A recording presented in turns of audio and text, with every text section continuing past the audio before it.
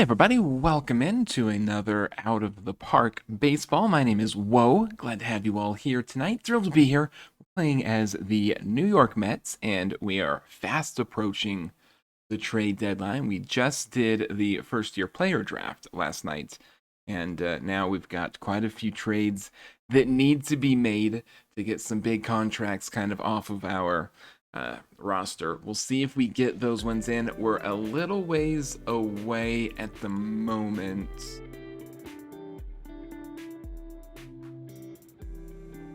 from the draft. We got a couple of days until the draft actually comes up. You can see we are not doing too bad. We're 6 games out from the Phillies. We did just have got a lot of people that are hot down here. Pache, not so much, but 3 pitchers. Alvarez here, you see Nato, 10 RBIs in 10 games. He has been playing spectacularly. We did just play the first place Phillies here, and we took one of the 2, and then one of the 2 against the Brewers.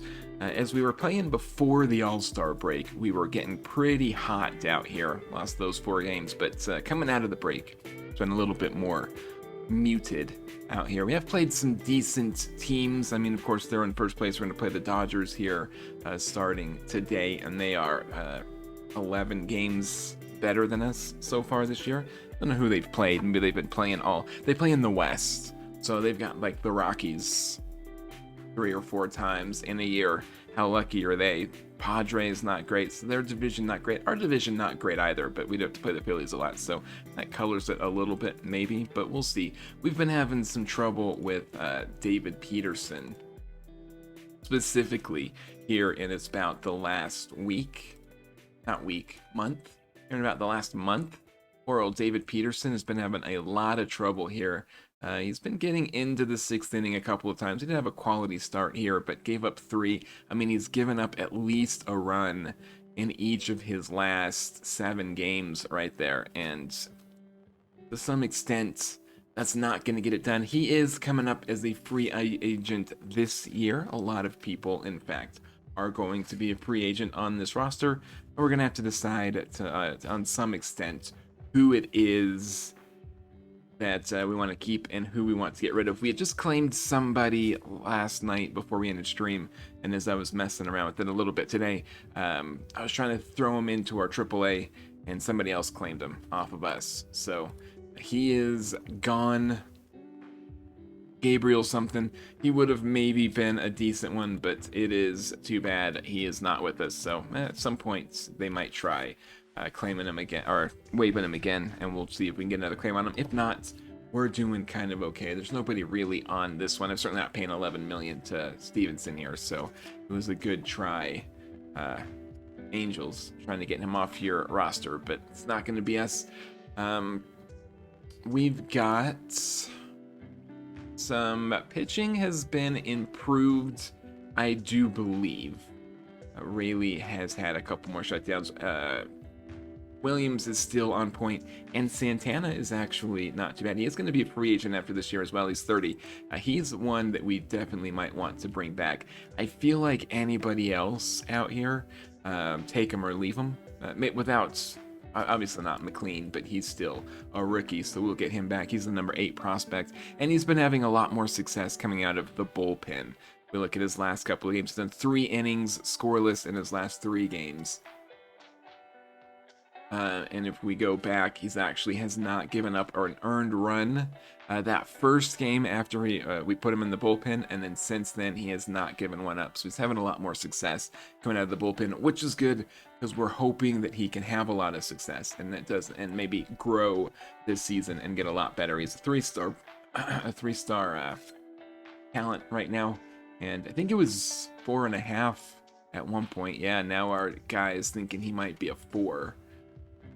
Right there, so he did have kind of a rough start. Peralta also, I don't know that we want him to come back. He's a lot of money here. He's $8 million right now, but we don't know. He's probably going to want quite a bit of money. He's not having the kind of year that you need to have your ace having. 2.9 WAR isn't bad, but gives up a home run every 9 innings. He's got a 3.50 ERA, which is kind of in line with 2 years ago, but his amazing year last year he was doing quite a bit better. That said, Evaldi we've got for the next 2 years, and so far this year, he has been doing spectacular for us, at least. Not too bad for Texas before we got him. He had a 3.05 ERA. It's much better than Peralta has at the very least. He was giving up some home runs. He has not given up one for us yet. He's only done 3 games, about 5 innings each game, so the quality start's not necessarily there. But Evaldi's been doing pretty well.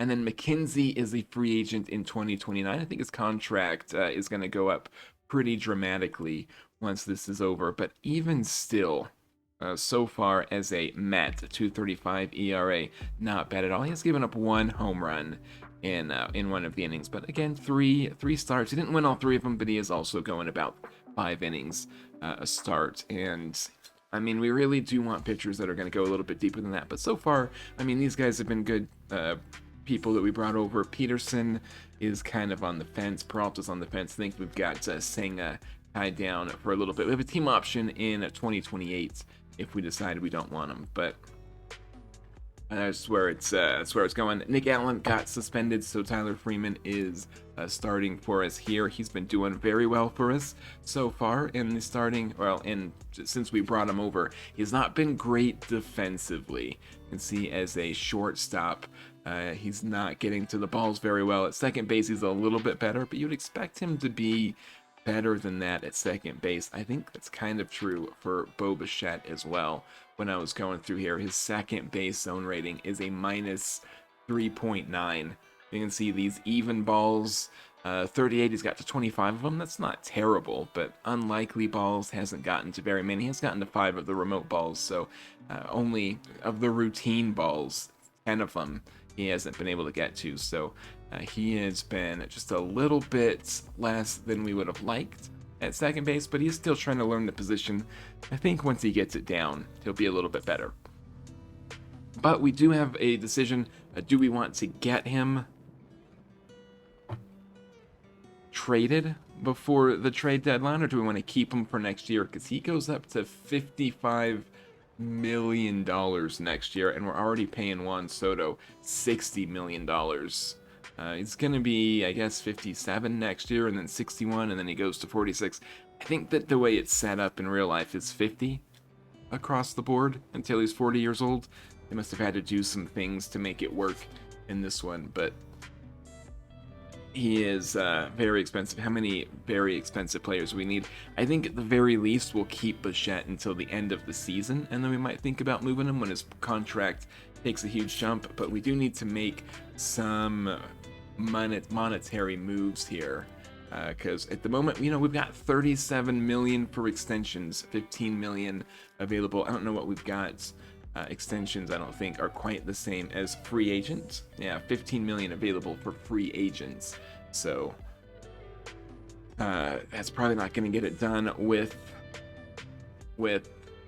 Skubal, who we want to try and bring in. He still is, the last time I checked, on the trading block. Nobody's brought him over. We did not get this Keon Johnson. Kind of didn't think we would. We got all of our other draft picks, but he wants 14 million. I do have 15, almost 16 that we could get him, but I think we're going to let him go. He's 18. He'll probably go to college, and then there'll be a chance to get him again. Who knows if we do or not, but we're going to just let him go off and do his thing. Marcus Semien, though, is one that before the trade deadline, I think if we could get him moved, I would not mind it. We do have the Clement down here in the minor leagues who could easily come up and fill his role. He's making 4.6. We only have to pay him half that. We're paying him 2.3 while he's playing in the minor leagues. And there he is in Syracuse. Actually, 237 down there in AAA. You would expect him to be hitting better than that. I guess his BABIP is not very good. Strikeouts. He's had 17 strikeouts and 93 at bats. That's pretty good. Not striking out a lot, that is true, but he'll be a free agent. You know, we may as well, we got him off waivers, and we might just let him go on free agency. We'll see how we feel about it. Benj, still down here. We brought him back up, tried again. He just, I think, is not ready, so we're going to leave him down for the rest of the season. I know he's very unhappy with where he's at, but listen, Benj, you hit 130. He can't be on a major league roster. When we get to the September expansion, though, I think we're going to bring AJ Ewing up. He's a 2-star prospect. He should be able to play up here. His defense is in the outfield decent enough to play left field for sure. And we definitely have a little bit of an outfielder issue right now. So hopefully AJ Ewing's going to be about ready by next year.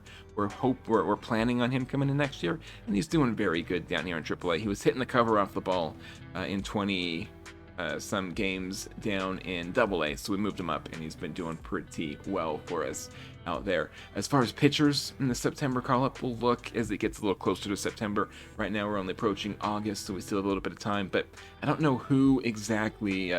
Usually I bring up a position player and a pitcher. I might bring up 2 position players when September comes, because there's nobody down here that I really feel like he could get onto the he could play. There just isn't room on the roster. None of our pitchers do I really feel like that. We've had Ross a couple of times. He might have some talent, but he's had some really bad in 4 innings. So very limited play time, but 2 home runs in 4 innings, 8 earned runs. I mean, in the limited time he's had, he just was not very good. Pintaro here also had a little bit more, 9 innings here, but even still, 3 home runs and 9 earned in 9 innings. Both of those guys very limited. We might give one of them a chance when it comes time for the expansion. But for now, I don't have anybody down here that I'm like, we need to get them on the roster and see what they can do. The other thing, we have a little bit of buyer's remorse out here with Suzuki. He's hitting sub 200. He has gotten this up a little bit in recent days. He had a home run in our last game against Milwaukee. He did get no RBIs. He was 0 for against Milwaukee in the previous game in that win, but he did have a 2-run home run there against them last night. So he's been doing a little bit better lately. I guess we'll keep an eye on it, but I don't think he's coming back. And if we could trade him before the deadline, I think that would be all right as well. We can always throw Taylor in. Taylor's no better than he is, but he's a lot cheaper. That would save us a little bit of money, and he's much better defensively. We can certainly do that. And then if we bring up AJ Ewing, that will be kind of perfect. Give him a chance. If we brought him up before the expansion and let him play off the bench, I think that might give us a good judgment at least of how he's doing. Here is, of course, Lim, who has been doing okay. 1 for 4 last night, 3 for 3 before that. His average is looking pretty good. So this young guy here, he is still in the rookie. It's been 2 years that he's played in the major leagues. Not great in a couple of games with Pittsburgh. Was that last year and then a couple years ago, so he hasn't had much success, but he's doing well for us so far. So we do have this guy that can potentially play out there. We've got Benj, we've got Ewing, with a lot of people. I don't think Suzuki is going to be sticking around with us. But for tonight, we've got the Dodgers and the very important Atlanta Braves coming in, and then a couple against the Marlins, and we're doing the trade deadline. That is what we're hoping to get to tonight. We should be able to if I don't spend too much time around here. We're 3.5 games above the Braves. That's going to be a very important series that we get after the Dodgers, and I think the Dodgers might be a tough one here. They're kind of on fire lately, and they've been good all year, but we did catch the Phillies in a downswing. They haven't been doing well lately, and they still took 2 or 3 of us, so I feel like the Dodgers might be a tough one. It still looks pretty decent, our odds of getting a wild card before it's all said and done. So, we should potentially make the playoffs. But this will be a very important game against the Atlanta Braves. With that done, I don't think there's anything else for us at the top. So I haven't made any moves. I just played a couple of games to get us closer to the trade deadline, so there's no roster changes for us to go over. So off we go. Let's do game 1 against the Dodgers, and at the very least we are at home, but man, they do have a very tough lineup here. They've got one batter that is below 250. That's Muncy. We've got a couple above 300, and Freeman is way above 300. Freddie Freeman out here, so this is a scary 89 RBIs there. It's going to be a very tough matchup for our pitchers, which has been the strength of our team, our pitching. We are near the tops, at least in all of the defensive stats. Offensively, not quite so much, but we were doing a little bit better, at least before the All-Star break. Since we've come out of the break, we haven't been putting up quite the numbers that we were. Hopefully, our bats heat up again and we get back on track. Freeman with 2 people on is going to pop this to us shortstop, where Tyler Freeman is filling in for Allen while Allen is suspended. That's going to be 2 outs for Kodai Senga. Going to bring up Will Smith. He's got 2 on, 2 outs. Looks at the payoff pitch and a big strikeout for Senga there. So he does get 2 people aboard, but he gets out of it without any damage. Sasaki is going to be pitching for the Dodgers tonight. He's got 100 strikeouts in 99 innings, 108 strikeouts as a matter of fact. A 4.42 ERA. So there is a chance that we could get into him. He's given up some runs so far this year. And we just need our bats to heat up again. As Ronnie Mauricio with a leadoff single. Love to see that. He's hitting .314 on the season. He's been a good replacement for Francisco Lindor. I do not like... We need to potentially get in here. I don't think I can do it from here because we've got AI set. But we need to get in here and say, don't sacrifice bunt. He's been doing that a lot lately. I don't know why. He wasn't doing it at the start of the season. He's doing it a lot now, and we've got to get him to stop that. He is like our best offensive. 19 homers, 60 RBIs. He can hit Mauricio home. And we need him to do that. Lim is going to ground out to second. It does move Mauricio over to third. So Soto comes to the plate. He's got a go-ahead run 90 feet from home. He is our leading RBI guy, but he's only hitting .240, and he's been a little bit quiet lately. And he strikes out on that one. So Soto, he was hitting a lot higher recently. Can we see his game logs? Yeah, I mean, he was hitting over 250 back at the end of June. And he's down under 230 now. So he's been very quiet since July showed up. He's been kind of the only one. The rest of our bats were pretty hot, at least at the start of July.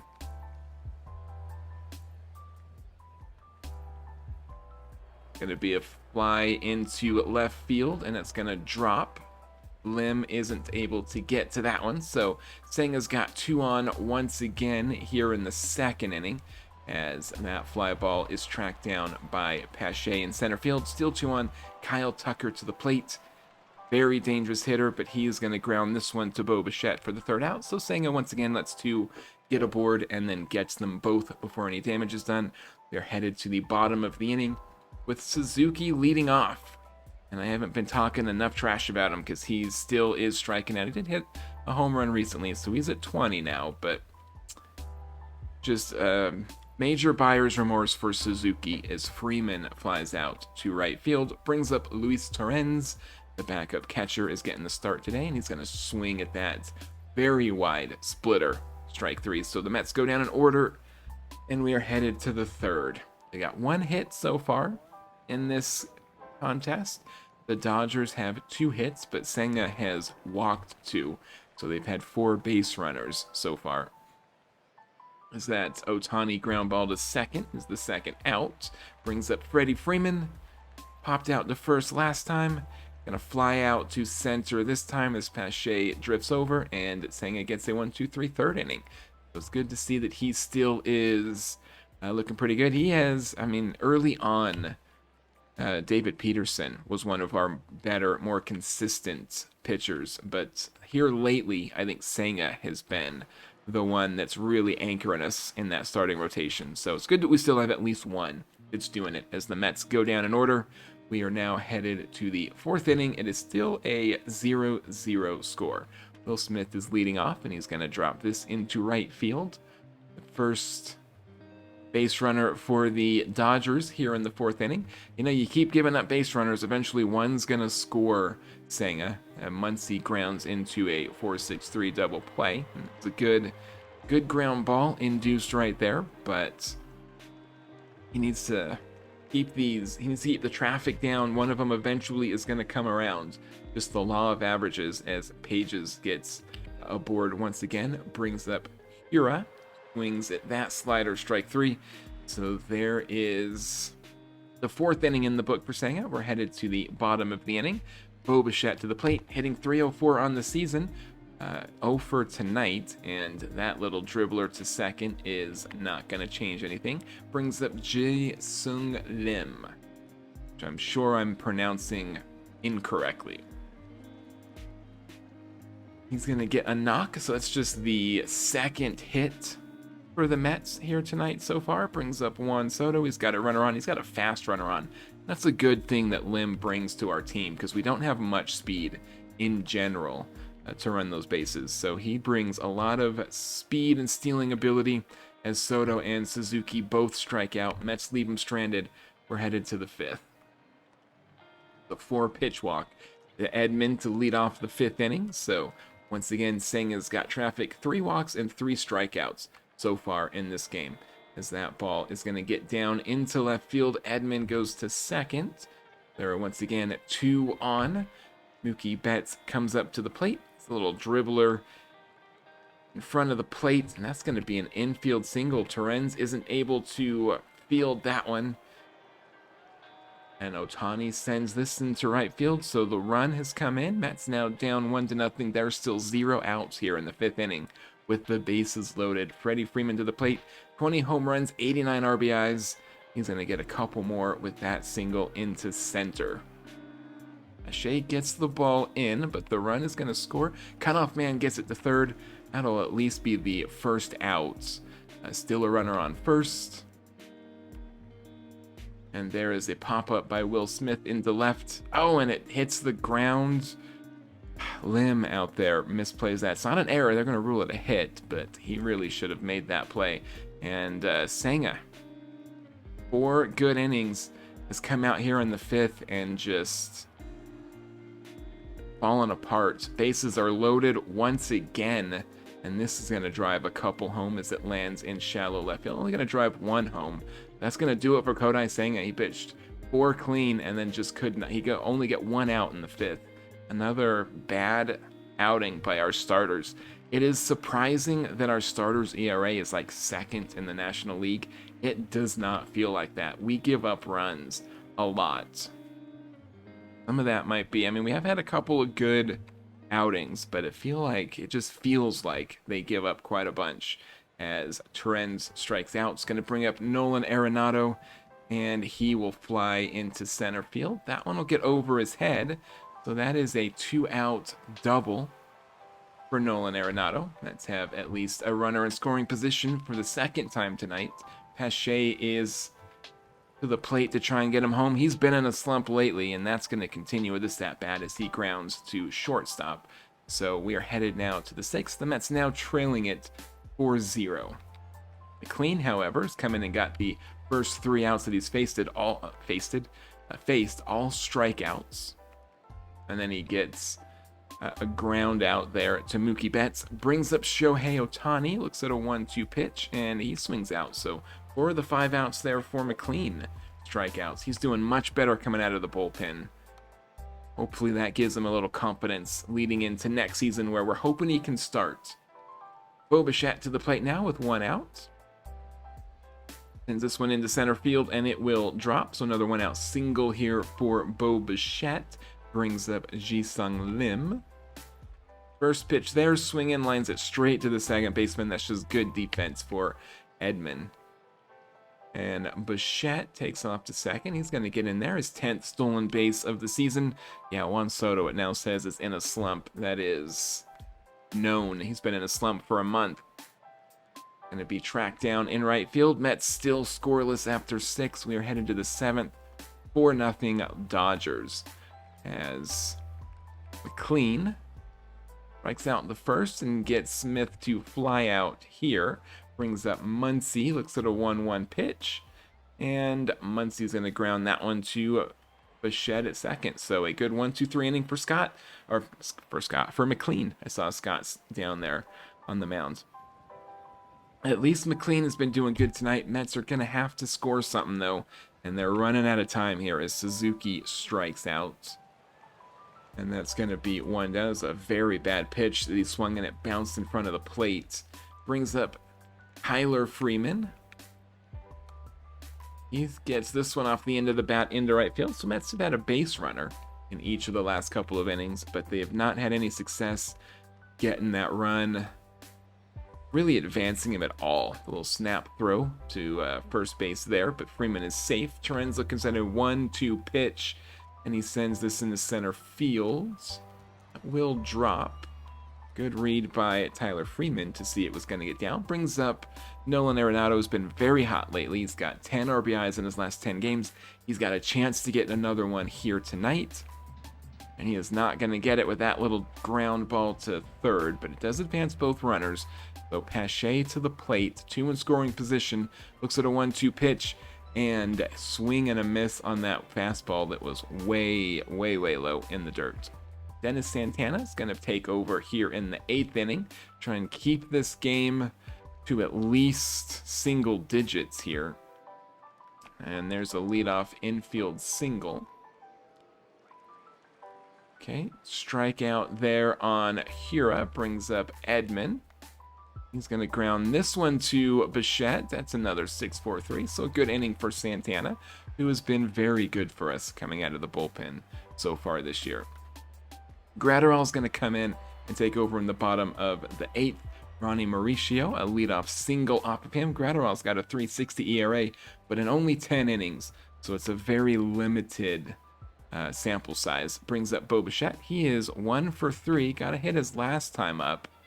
And he's going to ground into a double play here to go around the horn and get them both. So Lim to the plate. Nobody on, 2 outs. And there's a little swing and bunt back to the mound. That'll be it for the Mets. They turn 2 and get them in order. Right into the 9th. It is 4-0. I think that we got shut out last night against the Milwaukee Brewers. We'll have to check after this one, but we're facing a shutout 2 nights in a row unless we can make something happen in the 9th inning as Betts pops up to the pitcher. So that's 2 down. Ohtani to the plate. Santana gets him to ground to first, so a good 1-2-3 inning. Our bullpen did very well, but actually the leadoff walk. Senga didn't do bad until he got to the 5th inning and just quit pitching, but he did the first 4 not too bad at all. As Suzuki finally gets something done for us. His 21st of the season. That cuts the lead in half with that 2-run home run. Jack Dreyer is the pitcher that gave that one up. Freeman comes to the plate. First pitch here. He does a little dribbler to second. That'll be 1 down for the Mets. Brings up Torrens. Payoff pitch. He sends this one into left field. The Mets have life. There's going to be 1 out and a runner in scoring position. Tying run at the plate. That's the good news. The bad news is the tying run is Nolan Arenado. Edwin Diaz is going to come in now that it's a save situation.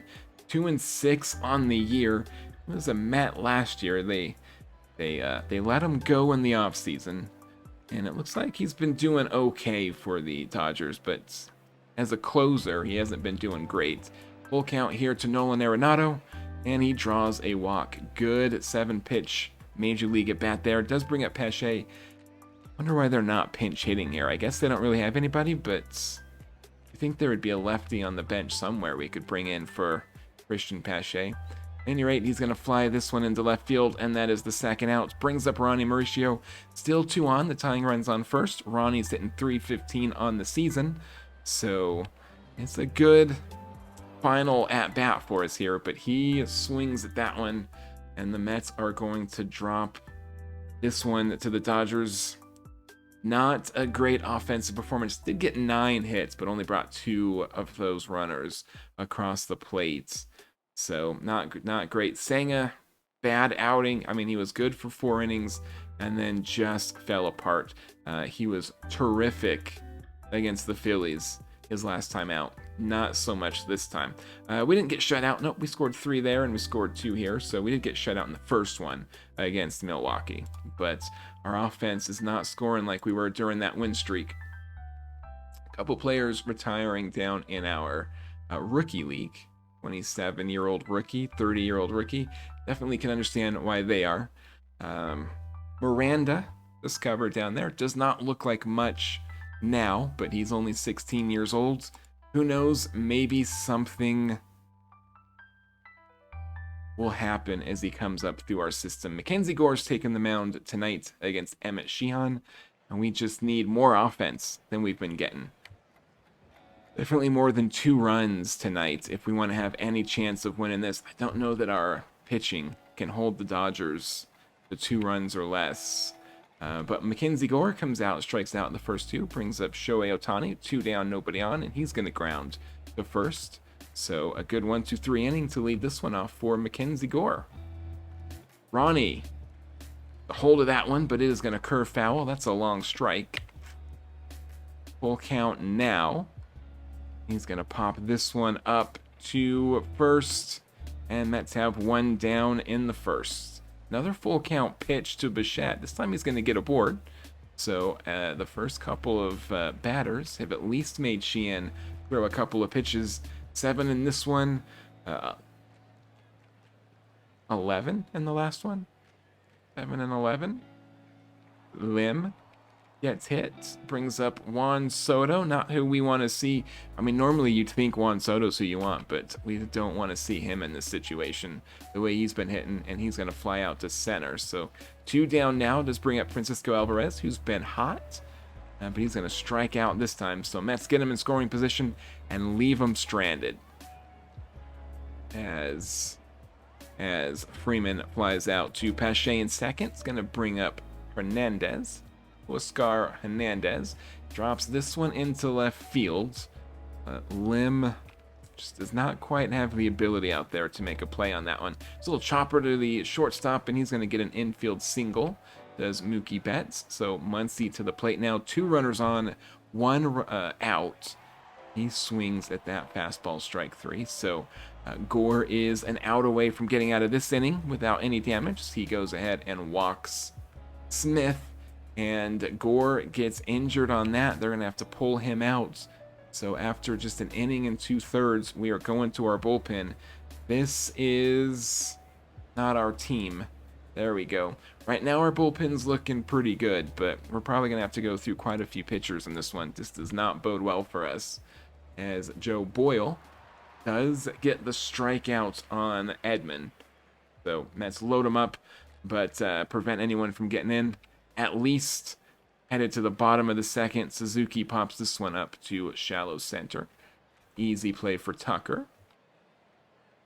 Pache looks at an 0-2, and he's going to swing at strike 3. 2 down now. Brings up Nolan Arenado, and he's going to strike out. I mean, our scout thinks he doesn't strike out a lot, but it feels like he strikes out quite a bit. I think our scout's operating off some outdated information, as Pages sends this one into left field. That is going to be a double that puts 2 in scoring position for Shohei Ohtani. Definitely don't like that situation. And Boyle's going to walk Ohtani in 6 pitches. So now Freeman is up with the bases loaded. And he gets a big strikeout there on Freeman. Brings up Hernandez. Hernandez has 15 homers and 67 RBIs.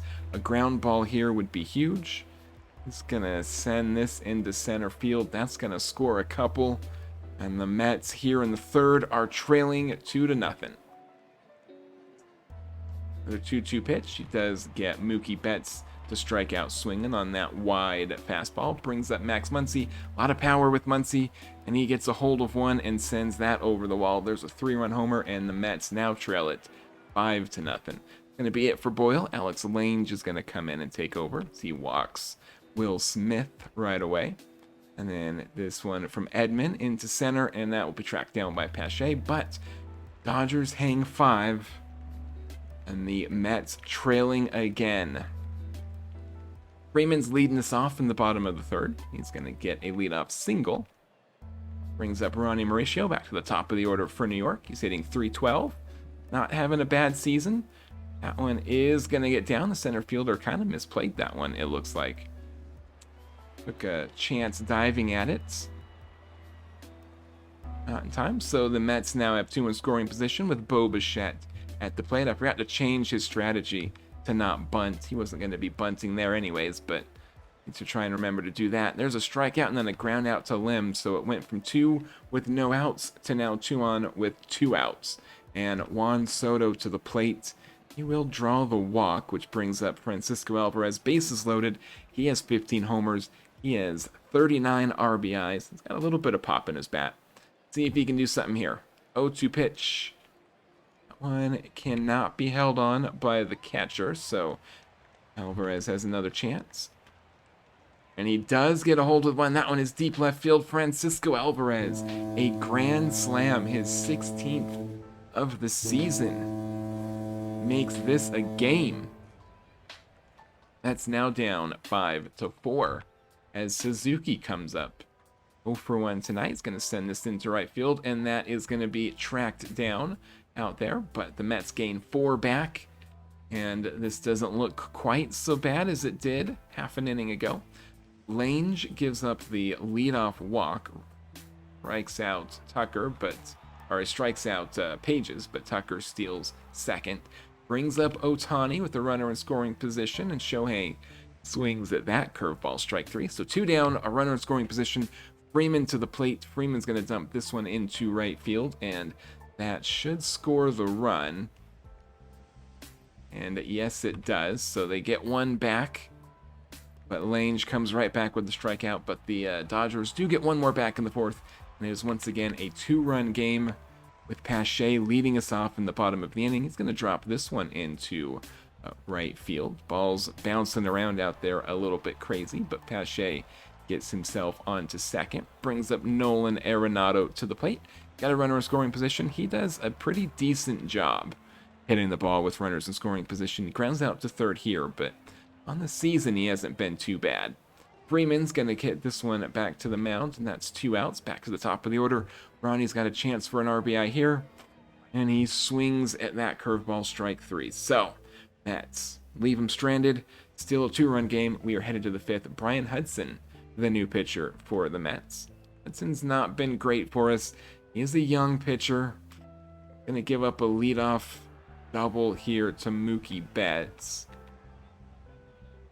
So already off to a bad start. 3.77 ERA, only he's got 32 walks in 28 innings pitched, but that's going to potentially bring a run home. Not quite.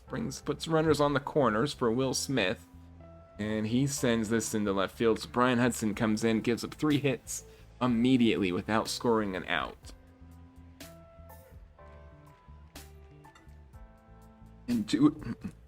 And two of those hits were extra base hits, no less. And it's not done now. The hit parade continues as Edman drops that one out there, scores Muncy. Hudson still in, trying to get his first out. Ground ball to second. They will get the runner going to first. Scores another one. So 3 runs have come in here in the 5th. 0-2 to Ohtani. Does get Ohtani to strike out, so he gets out of it, but he gives up 3 runs first, and the Mets once again down by 5. We got it to 1 run, and then just have not been able to keep them off the scoreboard in the last 3 innings. We started this month very hot, but we have cooled off dramatically. The All-Star break didn't do us any favors. Francisco Alvarez grounds this one to shortstop, and that is it for the Mets in the 5th. You're headed to the 6th, down 9-4. Does not feel like a pitching staff that is at the top of the National League in ERA. That is absolutely for sure. Nolan McLean pitched very well last night, but he did pitch a couple of innings last night, so he might be tired. He does come in and get the first out here. And then Muncy sends that one into right field. So runners now on the corner, 2 outs. Will Smith at the plate. He's going to send this one to a shortstop. Softly hit, though, so everyone's going to be safe. Another infield single. And then McLean comes right back with a walk. Bases loaded, 2 outs. I mean, the Mets this entire series have just had traffic on the bases. We have not been able to do an inning, maybe 1 or 2 this entire series, without just runners on second and third base. First 2 strike out here in the 6th. Nato grounds out to third, so Mets can't get anybody on base, but the Dodgers have not had trouble all series. Our pitching is struggling here at the end of July. Santana's going to take over from McLean and immediately give up a double here. That might score the runner from first. Pages does hold at third, so there's 2 on now for Freeman. Santana gets Freeman to strike out, brings Hernandez to the plate, and he's going to send this one into right field. Should be playable for Suzuki, but it is deep enough to get Pages home, and Ohtani tags up to third for that matter. So another one comes in, and in each of the last 4 innings, the Dodgers have brought a run home. At least one. Actually, each of the last 5 innings, the Dodgers have brought a run home. So just a very, very bad outing for the Mets pitchers in both of these games. They only held them to just 4 runs in the first one, actually. Senga had a rough time out, but our bullpen did okay. But all of our pitchers having a very rough one tonight, and it looks like we're going to lose the first 2 of this series to the Dodgers. Got to start getting a win here somewhere. Little swinging bunts. They're going to get the runner going to second. Juan Soto lines to short, and we're headed to the 8th. Mets just cannot get anything going. The one grand slam has been our only offense so far tonight. It was a grand slam. Not to take anything away from Francisco Alvarez, as Santana walks the batter and then gives up a hit to Edman. Once again, bases loaded for the Dodgers. Seems like we've been in this situation all series. Bases loaded, no outs. Wild pitch gets a run in, so 6 innings in a row that we've given up at least 1 run. The ground ball to second is going to be played by Marcus Semien, who's playing in now for Bichette. I don't know if Bichette got hurt. I didn't notice that he got hurt. There's a hit batter. Bases loaded again. And walks the run in. I just cannot fathom what is going on with our pitching staff here tonight. These guys stole a home run there. Good defense for Suzuki, I guess. Bad pitching again. That was almost a grand slam. I don't know. Our pitching staff has just fallen apart here in game 2. Alvarez goes deep again, his second one of the night. Nobody was on that time. Not gonna matter. It's still an 8-run game. This one's still not even close as Suzuki grounds out, brings up Pache. There's a couple of people over there. Might be going through this one a little bit too fast because it's all going terribly. But yeah, Soto and Pache are in slumps. We've got 2 bats. Pache doesn't really matter. He's not a big part of our offense, but Juan Soto being a slump definitely hurts. Even still, our offense scored 5, so that should be enough to win a game. It was definitely our pitching that let us down in this game. It's Will Smith, so 2 on once again. Minter comes back, strikes out, and then gets Straw to ground out. So he gets out of that, and the Mets do not give up a run in the 9th. I guess that's something we can maybe build on. Hopefully we can continue that streak into the next game as Freeman grounds out, brings up Ronnie Mauricio. Ronnie's going to dump this one into shallow right out there. There's a 1-out single. Mets have a base runner here in the 9th. Semien strikes out, brings up Lim. Lim's hitting 364. He does have an RBI. He's going to get a knock here to extend this one. Going to bring up Juan Soto, however. And Soto is just having a very bad July. He strikes out on that one.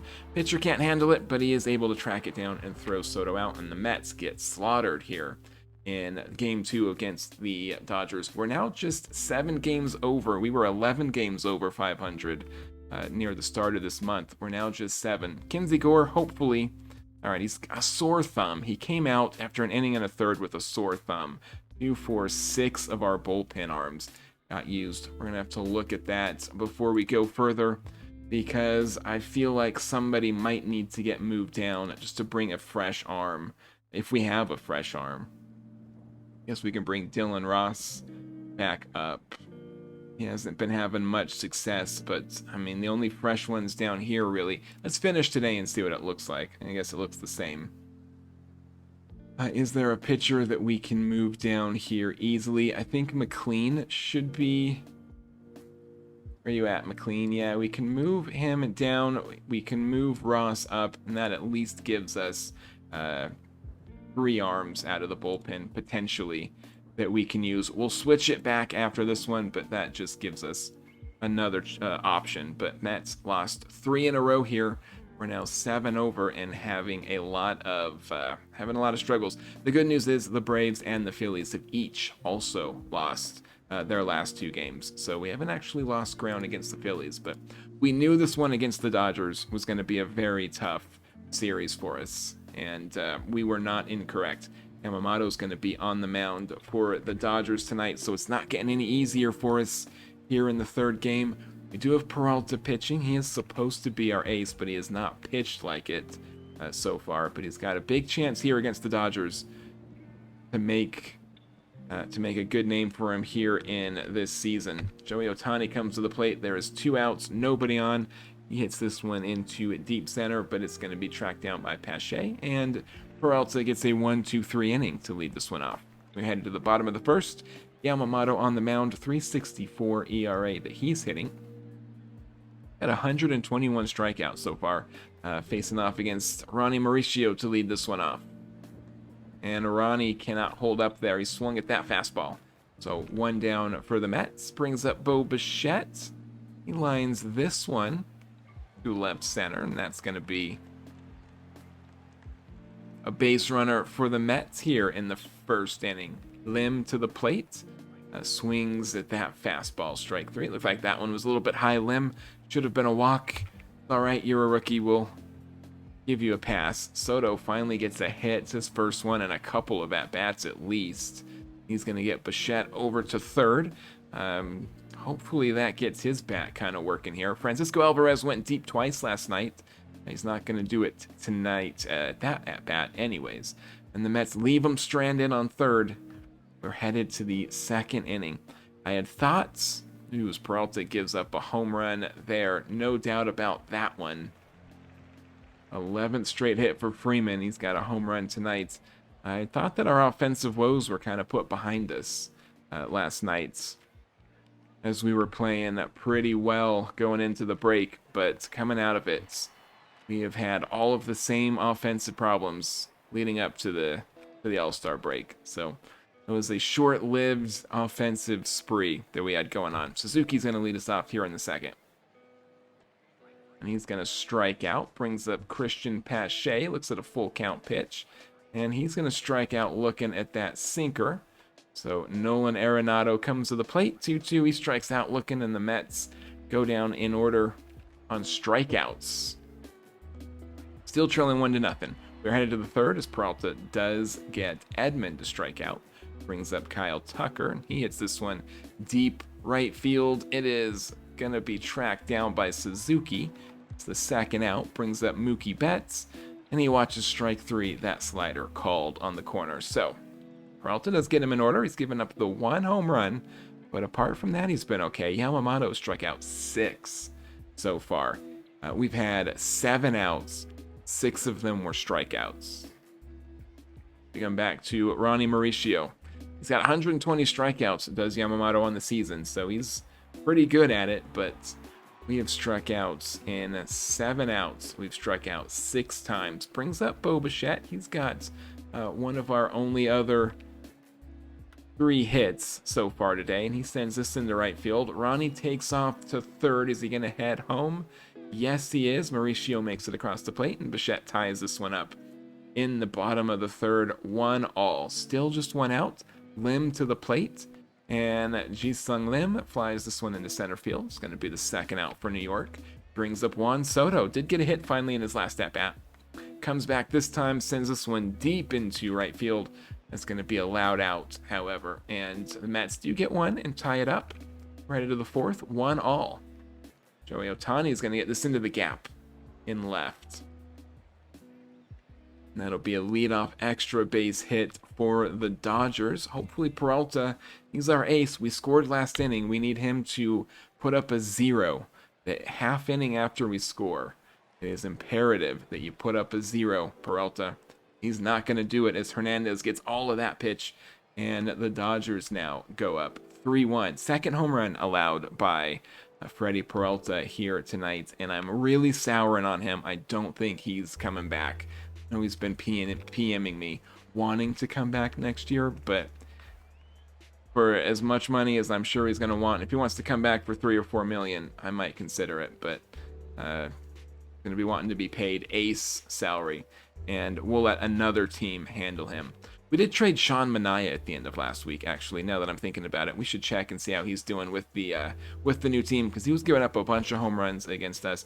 He did pitch that first game for us against the Phillies. We traded him to the Phillies, and he pitched that first one against us and went 6 scoreless innings. He was on fire, so I was a little bit salty about that. He clearly felt some kind of way about being traded.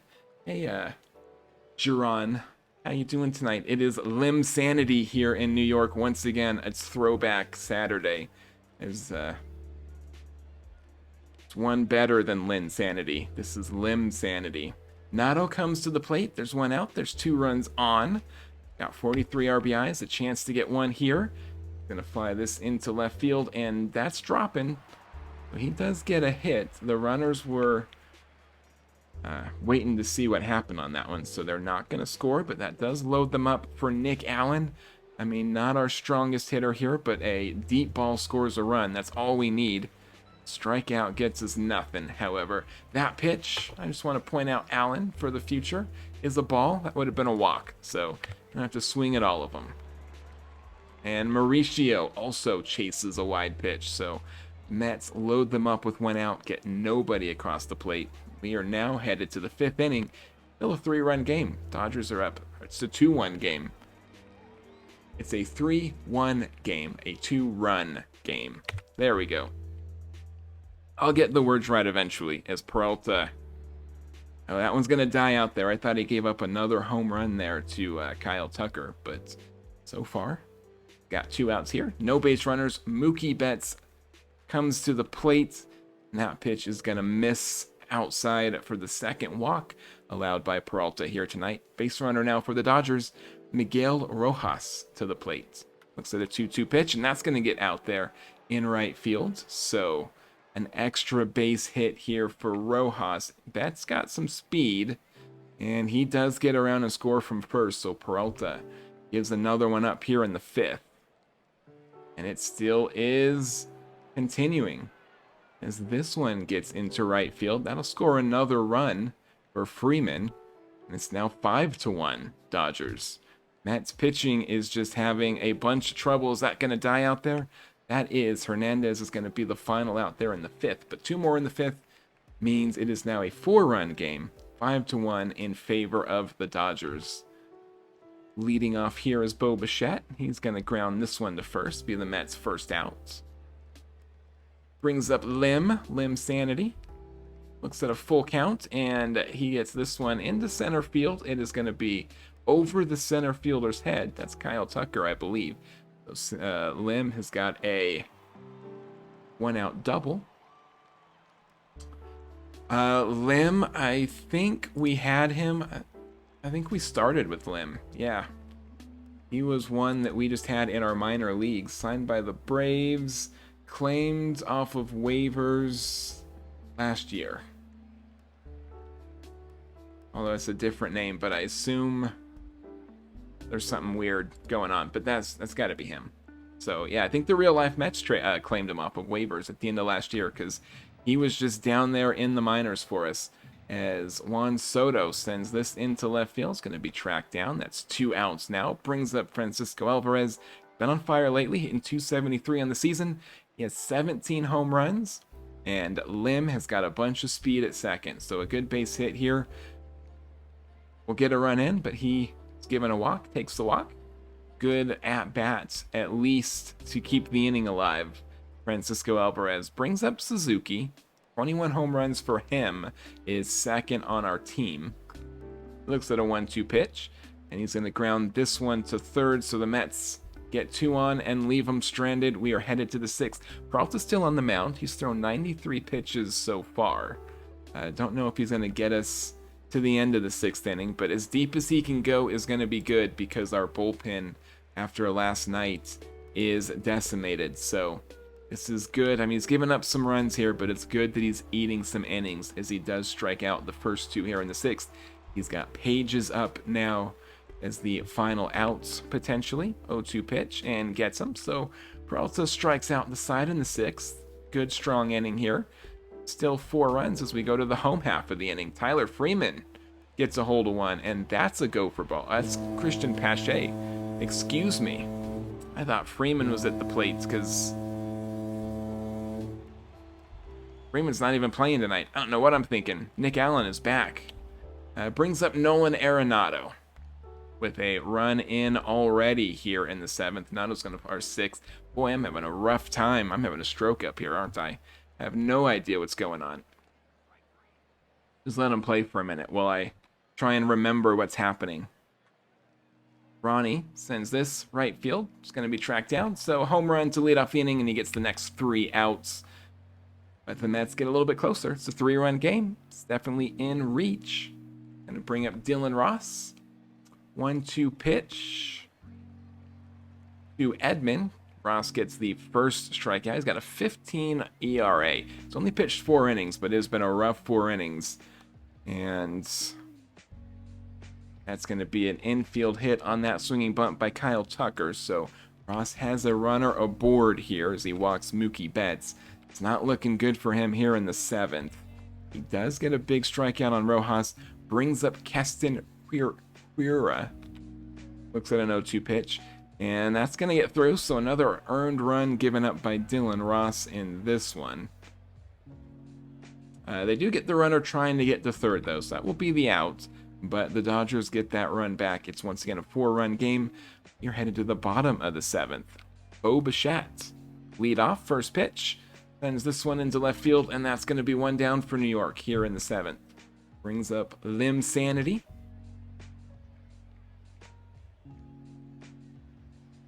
He flies into center field, 2 down, brings up Juan Soto, an 0-1 pitch, and he's going to get hit by that pitch, so that's once again have a base runner. We have had traffic quite a few of the innings tonight. We're just having a very hard time getting any of them across the plate. Dodgers 7 hits, 6 of them have crossed the plate. We've gotten 2 and 8 hits. As Soto takes off for second, it's going to get in there, so full count pitch now to Francisco Alvarez. He's got a runner in scoring position once again. He walked his last at bat. He's going to walk this time. So he's doing a good job of making him throw pitches and drawing those walks. New pitcher, Jack Dreyer comes in. A 1.78 ERA in 55 innings. He's been having a terrific season, and Suzuki has not. So, see who wins this battle, and it is Dreyer easily. Mets leave 2 stranded again in the 7th. Off we go to the 8th. Still is Ross on the mound. He did only give up 1 last inning. He's got the first out here in the 8th. He walks Max Muncy. Brings up Will Smith. Fresh Prince pops this one to second, and that'll be the 2nd. Brian Hudson now is going to take over. He pitched quite a few innings last night. He's probably a little bit tired, but we just need him to get 1 here tonight. He is not going to do it there, as that deep ball makes this an 8-2 game. And the Mets officially getting blown out here. Hudson does get Edman to fly out to center, so we're now headed to the bottom of the 8th. But it's looking a lot more dire than it was 2 innings ago. Pache leading off the 8th. He gets a hold of 1. That's 2 solo home runs for Christian Pache here tonight. He is swinging the bat very well, at least tonight on this Sunday. Nolan Arenado gets a single here. Still nobody out. Brings up Nick Allen, hitting 204 on the season. Not a good average as he draws the walk, but he has been doing well for us defensively, and what we need from our shortstop as Mauricio grounds into an out there. Does advance to 2 runners, so that brings up Bo Bichette. He's got 2 in scoring position. Kyle Hurt, the new pitcher for the Dodgers, 4.91 ERA in 29 innings. He's struck out 38. So we might be able to get something off of him. He's been a little more spotty this year as Bichette flies this one deep center. That will get a run in. So the Mets get those 2 runs back that they gave up in the last half inning. They're still down 4, however, as Lim Sanity comes to the plate. Scott Nick Allen 90 feet from home. And Lim is going to drop this one into right field. So the Mets have a bit of a rally going on here as Lim gets into second. He's in scoring position. It's now a 3-run game. Juan Soto to the plate, 22 home runs. He has got 66 RBIs here. We need 2 more from him in this at-bat. 0-2 pitch, and he's going to swing at that cutter, strike 3. But Mets do get 3. It is now a 3-run game. Devin Williams, the closer, is going to come in and try and keep it 3 runs. Give the Mets a chance, maybe in the bottom of the 9th, to make something happen. It will be the top of their order. So they will be in a good position to get 3 runs, but they do need Devin Williams to keep it a 3-run game. If the Dodgers start getting some more here, then it's going to make it more impossible of a hill to climb. 1-2 pitch, and he does get Hura to strike out. Brings up Hernandez. There's 2 outs. There's runners on the corners. Hernandez has been hot lately. Got a full count pitch here, and he grounds this one to short. Devin Williams does get out of the inning without giving up a run. We're headed to the bottom. Edwin Diaz on the mound. Mets need 3 to avoid a sweep. And Alvarez does his part with the leadoff single into left field. Mets have life. Brings up Suzuki. 2-2 pitch. And he grounds to short. That's only going to get the runner at first. So Alvarez does advance. Brings up Pache. He's got 2 home runs tonight already. Full count here. He's going to swing at that slider. Strike 3. So not a home run here. Brings up Nolan Arenado. Represents the final out for the Mets. And he grounds this one to third. Mets leave 1 more stranded. And that is a veritable losing streak that the Mets are on here. That's 4 in a row. We did get 6 innings from Peralta, at least. That saved our bullpen a little bit. But 2, 3, 4, yeah, 4 innings, 4 in a row that the Mets have lost here. After a big 5-game win streak, we now have a 4-game losing streak to erase that, and the Mets are only 6 games above 500 here as we try to make it to the end of July. There's Dylan Ross. I'm going to move Ross back down. We're going to get McLean back up. Bullpen, again, we still kind of only have the 2. McLean is still tired. Lange could probably go. Santana probably not, but we have a couple of arms. I guess we could move McLean back down and put up another Pintaro maybe, just so we've got an arm that can pitch against the Braves. I don't think that matters, but we'll just make it like that. So now we have at least a couple of options in case things go bad for Eovaldi. Eovaldi's been good lately, but the Mets on a very bad streak right now. Good news is the Phillies are doing slightly worse recently. Bad news is the Braves did win their last game, but we're facing the Braves now, so we can get 2 of 3 here, or even better if we can get all 3. That would not be terrible. So Eovaldi against Chris Sale here against the Atlanta Braves. And Eovaldi gets Michael Harris to strike out to lead this one off. So off to a good start are the Mets after that 3-game sweep against the Dodgers. Yastrzemski pops up third, brings up Ronald Acuna Jr. 3-1 pitch. He's going to swing at that one deep center field, and that is out of here. So a solo home run given up by Eovaldi in the first, and after a good first 2 batters, that's woes are continuing. Ozuna comes in. There's 1 on. There's 2 outs. He grounds out to shortstop. So Mets get out of that one. Only give up a run. We're headed to the bottom of the inning. It is Chris Sale on the mound for the Braves. He's been pretty good this year with 143 strikeouts, a 2.16 ERA. He deals a full count pitch here to Ronnie Mauricio, who grounds this one to short. It'll be 1 down for the Mets. Brings up Bo Bichette. Bichette does like hitting the lefties better than the righties, and he gets a piece of this one, but not quite all of it. That'll be 2 down for New York. Brings up Christian Pache.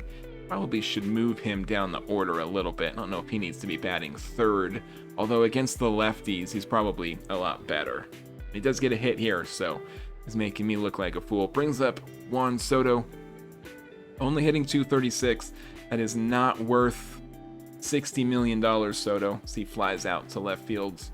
And that is the inning for New York. It is still a 1-0 game as we go to the second. Baldy does get Olson to fly out, brings up Kim.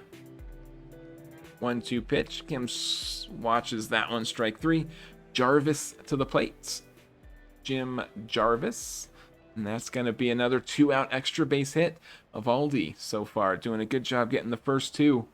And then he starts letting them aboard. That's only going to be a single. Brings up Eli White, hitting 281 on the season. He looks at a payoff pitch. And Nolan Arenado is going to make the play on that one easily enough. So Mets do not give up anything in the second. We're headed to the home half of the inning. Suzuki leading us off. And leads off with a walk. Good at bat for Suzuki. Brings up Luis Torrens. Bad thing about Alvarez is the catcher. He's been good offense for us. But the catcher, every 3 or 4 games needs a night off. And so we have Torrens playing a lot more than we would like. Although he's hitting 220, he's got 9 homers. He's not been terrible, but he's been no Francisco Alvarez. Nolan Arenado comes in. There's 1 out. Still a runner on base. Arenado's going to fly this one into center field for the 2nd out. Got his average, up to a 219. That brings up Tyrone Taylor, who will get this one into left field. So there is a 2-out double, puts 2 runners in scoring position, and it brings Nick Allen to the plate. Nick Allen, 15 RBIs so far this season, 204 batting average. He's not been the strongest, and he's going to strike out there and leave 2 stranded. So the Mets, once again, get nobody home. Kind of expected there. We know that Nick Allen is not going to be a big presence offensively for us. So every now and then, a situation like that will show up. But Acuna comes in now, 2 outs, looks at a 2-2 pitch, and he watches strike 3. So Eovaldi, a clean 3rd inning, finally. Brings up the top of the order for the Mets, 311 hitter Ronnie Mauricio.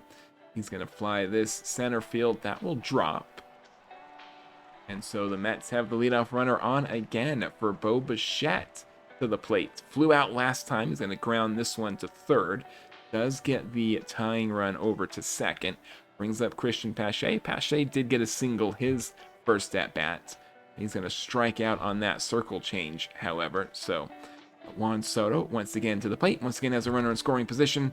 And once again grounds out to 1st. So the Mets leave a runner stranded in scoring position yet again. Baldwin is leading us off in the 4th, and he's going to send this one into left field. That is a leadoff single, it looks like, for Drake Baldwin. Brings up Marcell Ozuna. Runner on, nobody out. He sends this one into left field. That's going to be 2 base hits back-to-back. 2 on now for Matt Olson. He's been in a slump lately. He's hitting 193 on the season. And he's grounds this one to 1st. They go down to 2nd, back to 1st. A rare 3-6-1 double play. Very good defense, though, for the Mets. And they now have a chance to get out of this one without damage being done. Kim stands in their way. There's a runner 90 feet from home. Baldy with the deal. 2-1 pitch. Grounds this one to shortstop, and Nick Allen makes the play. So they do get out of trouble there with a beautiful double play. We're headed to the bottom of the inning. Suzuki leading us off again. And he flies this one shallow left field. Shortstop can't make the play. Going to be a base hit for New York to lead us off here in the bottom of the 4th. Luis Torrens is in, hitting 250. He's going to drop this one into left field. So Torrens with a couple base hits out here tonight. After I was talking trash about him. Brings up Nolan Arenado. He has got Suzuki standing on 2nd. Suzuki's got a little bit of speed. Not a speed demon, but better than half the league anyways. He's going to do a sacrifice bunt, get him over. I don't necessarily hate that, although with the people coming up behind him, I'm not sure how likely they are to get one of these runs in. But Notto's not our strongest hitter, so I don't necessarily mind that sacrifice bunt. Tyrone Taylor is going to get this one into center field, and that will bring the tying run home. Torrens tries for home. They had him dead to rights, but an error is going to get him across the plate. And the Mets manufacture a run there here in the 4th inning. Go up for the first time in several games. We've got a lead, 2-1. And Taylor tries to swipe third. He's not going to make it. That will be the second out. Nick Allen now batting with nobody aboard. And he strikes out. So Mets hang 2 in the 4th, take a lead, give Eovaldi a slim 1-run lead as we go to the 5th. Bottom of the order for the Braves. Jarvis leading off. Looks at an 0-2 pitch. Going to ground that one to third. 1 easy out here for Eovaldi. He's thrown 72 pitches so far. Hopefully he can get a 6 tonight because our bullpen is still very, very decimated after that game against the Dodgers where Gore went out in the 2nd inning. 2 down now for Michael Harris. Eovaldi is 1 out away from getting out of this one. Harris has been in a slump lately. 3-1 pitch. Gonna fly this into left field. Tyler going back, and he will make the play. So another 1-2-3 clean inning for Eovaldi, who did give up a home run in the 1st, but he has calmed down quite a bit since then. Had some traffic, but for the most part, he's been looking pretty good. Mauricio strikes out. Bichette is going to ground out to first. That's 2 down for New York here in the bottom of the 5th. Christian Pache comes to the plate. Payoff pitch. Going to be a walk. So the Mets have a base runner with 2 outs. Soto looks at an 0-1. He's going to pop this one into center. And that's going to do it. Juan Soto. I got to probably trade him. Hey, Prince Cosmo. How you doing? Baseball. The world's most popular sport. Fight me. There's a ground ball to short, and Yastrzemski is out. Brings up Ronald Acuna Jr. And he has another ground ball to Nick Allen. So Allen's getting his work in here in the 6th inning. Eovaldi's still out there. He's thrown 93 pitches. Let's hope he can get Baldwin here and get us out of the 6th inning without needing a relief pitcher. 1-2 pitch, flies this one into center. A good quality start for Nathan Eovaldi here against the Atlanta Braves. Mets clinging to a 1-run lead as we go to the bottom of the 6th. Suzuki leading off. 80 pitches thrown by Chris Sales. He's got 4 strikeouts, 2 walks. He has given up 2 earned. And he's pitching to Suzuki, who strikes out on that slider. 1 down for the Mets. Brings up Torrens. Torrens is 1 for 2 so far. He's going to ground this one to third. And that brings up Nolan Arenado. Notto did get the 2 RBIs. Oh, no, it was Taylor. Notto bunted him over last time. Taylor got the 2 home. At any rate, Nolan's going to strike out this time. So let's go in order.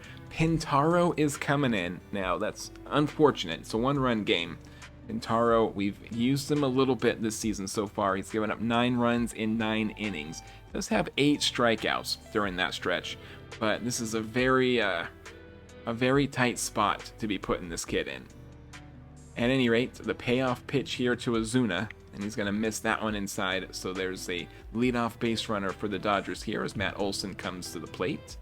That's a 2nd walk. Pintaro walks the first 2 batters. Another full count pitch. Does finally get an out here, but he's thrown 20 pitches to get 1 out in the 7th inning. That is not what you like to see. Runner goes for third, and he's going to get in there, so the tying run is now 90 feet from home for Jim Jarvis. Looks at a 3-1 pitch here, sends this one into center field. Should be deep enough to tie the game. Pache gets that one in, and no, it is not. Azocar does not test Pache's arm, so lead is still intact. 1 run as Ozzy Albies pinch hitting, 254 on the year. He's got 33 RBIs. A chance to get 1 more at least here against Pintaro. The 0-1 pitch. This one's going to drop in center field, and that will tie the game up. Pintaro came within an out of hanging on to this one. That's going to do it for him. Brooks Raley is going to take over now with 2 runners on, 1 out. Sean Murphy at the plate. And Murphy grounds this one to second. So They get one, they tie it up, but nothing else. And we are now headed to the bottom of the inning. Tyrone Taylor leading off. Mets have the bottom of the order. Try and make something happen here. Taylor strikes out swinging, brings up Nick Allen against Ray Kurt, new pitcher for the Atlanta Braves. And Nick Allen's going to get a 1-out extra base hit as this one finds the gap. He's going to get 1 or 2 here. I mean, 2 or 3, but he's going to get 2. Kerr's got a 3.71 ERA, 54 strikeouts in 43 innings. Kerr's been pretty good, 2-0 so far as a record. He's got a runner in scoring position now, though, with 1 out, and Ronnie Mauricio to the plate, 313 hitter, but he's much better from the left side of the plate than the right.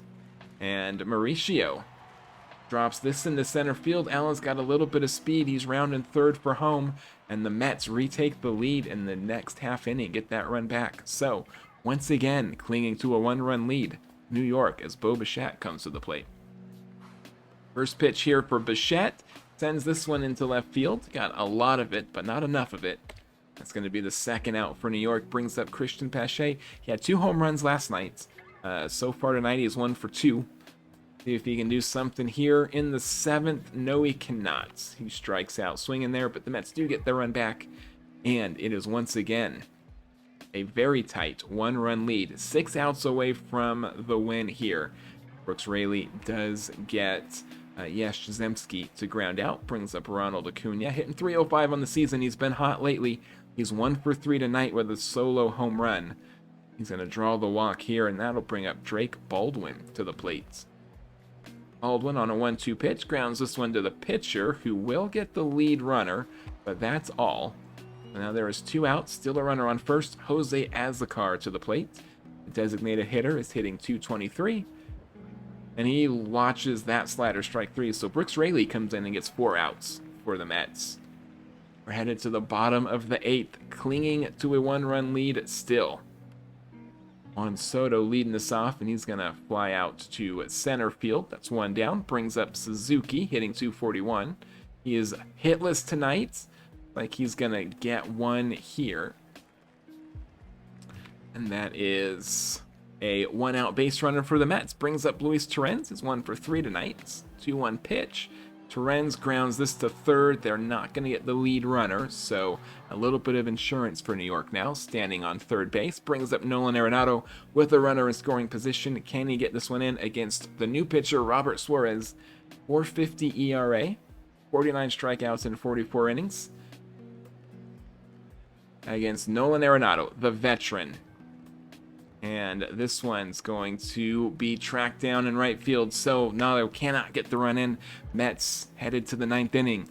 See if Devin Williams can close this one for them. First batter here, he's got 16 saves, this Devin Williams, this year. And he does get Olsen to swing at that fastball. So there's 1 down, brings up Kim to the plate. 1-0 pitch. Kim flies this one into right field. Suzuki makes the play out there, so there is 2 down. Good defensive play for Suzuki. Brings up Jim Jarvis representing the last out for the Braves. Looks at a 1-1 pitch. And he's going to ground this one to shortstop. Allen should have an easy play and a dropped ball. That is a bad throw from Allen. So the 3rd out on a miscue is going to extend this game. So Ozzy Albies now is going to have a shot. Tying run standing on first. 3-0 pitch. That is a 4-pitch walk. The tying run is now in scoring position. Everything was looking good until suddenly. And then Devin Williams does get Dubon to strike out looking, so it got a little bit tight there, but Williams does get his 17th save, and the Mets snap their losing streak with a 3-2 win over the Braves. Not a bad outing for Eovaldi. It was a quality start, 4 strikeouts, didn't walk anybody. Pintaro, of course, and we kind of expected it, but we needed somebody who wasn't exhausted. Otherwise, our bullpen basically had the night off, so they should be looking better now. See if we can trade proposal. Give me a second, I'll look at that game, but real quick, because I'll forget. I want to put Pintaro back down, and I want to get McLean back up And we want to see how our bullpen's looking here. So I do have 3 that are feeling a little bit better now. 89, Boyle's 83, Lange is 78. Yeah, so our bullpen, he's 87 rested to be a reliever. So our bullpen now looking much, much better for us. We should be okay. We've got 2 trade proposals. We got 3 trade proposals here. The first one is the Marlins. This one's expired already, so that one doesn't matter. Padres, still open, and this one is also expired, so we'll just get rid of those. The Padres want to give us Morjon and get Lohman, Ziegler, Herrera, and Islas coming back. I don't know that Morjon... He's a free agent in a couple of years. He's making $6 million next year. I have to give up quite a bit, but is there anybody that we're giving up that's our actual future? I mean, this kid's 19. Got 4 pitches, and he could be, I mean, home runs allowed is a little bit low, so that's not great. Ziegler is a reliever, 23 years old, still gives up some home runs down here. Giving up 1 per 9 so far. Herrera down here, another young kid. Does not look as promising, but he's young enough that these could get better if our coaching staff down there can do better for us. Evaldi has been great for us since he came over. I was hesitant on pulling the trigger on that because he's old and he's got kind of a big contract, but he's been doing well since he came over. He's also very young. I kind of hate giving up young prospects.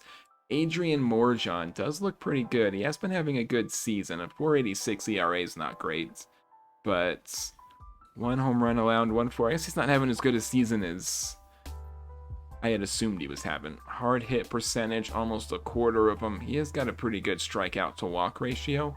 Who would we put him in?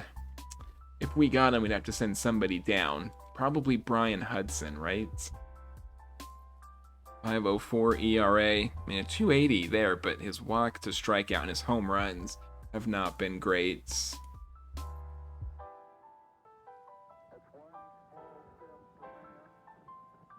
the thing is, Morjon is signed for the next 3 years. I don't know if that's good or bad. He's only 27. I kind of feel like I like this trade. Our assistant GM is on the fence about it. Ziegler could be okay. I don't like his control, and I don't like his home runs allowed. I don't think I mind giving up Ziegler here. His strikeout to walk ratio is not bad. He's actually been doing okay in Double-A, but it's a far cry from the majors. There's a lot of young talent we're giving up, but I think we're going to accept this and get Hudson out of our bullpen. Do it. I don't think I mind that at all. It's going to make $6 million the next couple of years. That's not, it's not terrible. I think it's fine. So let's take Brian Hudson. He's going to have to be waived if we're going to move him down, and that's okay. Somebody might claim him, but should be all right. And we'll get Morjon, another lefty. I've got 3 lefties in the bullpen. I could make one of you a specialist. He's quite a bit better against lefties. How about Minter? Minter is more or less the same. He's a little better at home runs allowed, but otherwise he's about the same. Let's make Morjon be a specialist here. So he comes in to get out the lefties when we need them to. It's kind of a good pitcher to be wasting that way, but I think that that's going to be good. Kind of the same thing here. Maybe we make Rayleigh. Well, Rayleigh's our setup, man.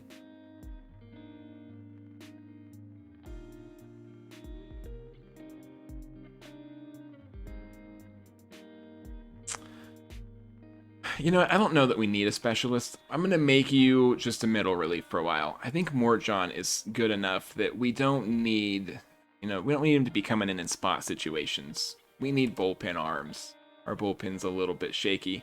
Yeah, Nathan Eovaldi, so far, He's 4 games. He's won 3 of them. A 1.19 ERA for us. He's been terrific. We've got him next year as well. He's a little bit cheaper next year at 37. So we've not been mad about Nathan Eovaldi in the slightest.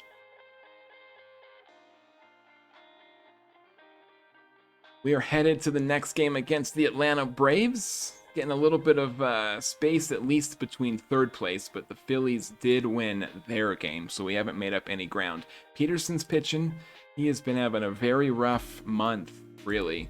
If we go back to the end of June, yeah, his last 5 games here have been very rough. So let's hope that he can get things turned around here against the Braves in Game 2. Michael Harris leading off, 1-2 pitch. And it's going to immediately be a double, at least. I think he's going to end up on second. Here in the first, the Braves have a runner on second. Nobody out. Matt Olson to the plate, hitting 191 on the season, and he's going to swing at a bad slider there. So there's 1 down for the Braves. Brings up Acuna. He gets this in the center field. That should score the runner. Yes, Harris does make it home on that single. So Peterson goes down 1-0 here in the first, and he is still struggling.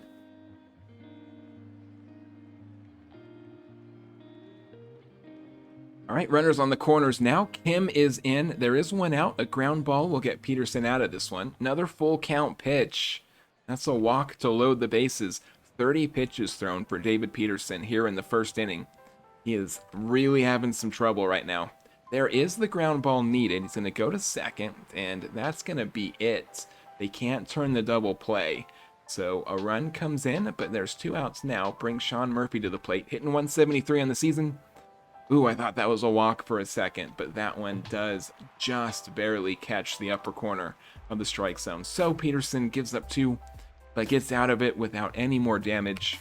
We're headed to the bottom of the inning. The game is still very much in reach for the Mets, is Ronnie Mauricio with a leadoff single. So the Mets have their leadoff batter on board as well. Swallenbach out here. This is his first outing of the season, so we don't have any data on him yet. I wonder if he was injured earlier this year. I'm going to assume so. Looks like a pretty good pitcher to not have pitched yet at all. Bo Bichette's going to ground into a double play there and erase our lead runner, so that brings up Lim Sanity. Still hitting 393 on the season, very limited sample size. He's looking at a 1-1 pitch here and grounds out to first, so that'll be the end of this inning. It is still 2-0 as we head to the second. Peterson pitching to Durbin, and this is going to be another leadoff extra base hit each of the first 2 innings here. Dubon, I guess, not Durbin. Brings up Jarvis, a runner again in scoring position. 1-2 pitch here. Peterson gets the strikeout there with the fastball, so there's now 1 out. Back to the top of the order. Marcus Harris looks at a 2-2 pitch, sends this one into left field, and that will get down in front of Lim. So another run comes in here in the second, and Peterson so far incapable of keeping the Braves off the scoreboard. Matt Olson's going to come to the plate. Still 1 out, still 1 in scoring position, and he's going to send this through the hole on the left side of the infield. Runner doesn't score. There's now runners on the corners. 1 out. Ronald Acuna's not exactly who we want up to the plate right now. He's hitting 307 on the year. He has 62 RBIs and 25 home runs. Chance to get a couple of more. First pitch, swings, and a good defensive play by Bo Bichette. Snags it and gets... Ooh, he does not. I thought he got Harris going back to third, but they're just going to have to settle for 1 out. Still a very good play for Bichette. Brings up Marcell Ozuna. 2 outs now. 2-2 pitch, and Peterson gets out of this without giving up a crooked number. Good pitching there by the end. Not a good way to start. Juan Soto comes to the plate. He's going to pop this one up. The second baseman will be able to play it. Juan Soto is in a month-long slump that shows no signs of letting up. Brings up Alvarez, who draws the walk. Alvarez, by contrast, has been on fire this last month, so too bad we don't have both of them going at once. Suzuki is going to line into a double play there, so the Braves were able to make the play. We're headed now to the third inning. It is a 3-0 game. Peterson still on the mound, trying to get the leadoff batter out for the first time, and he is going to get it there. A lad out to center field. One down, 60 pitches thrown by David Peterson through 2 1/3 innings. A good defensive play there by Mauricio to get that out. Not necessary to have a good defensive first baseman, but it is a nice luxury when you do have it.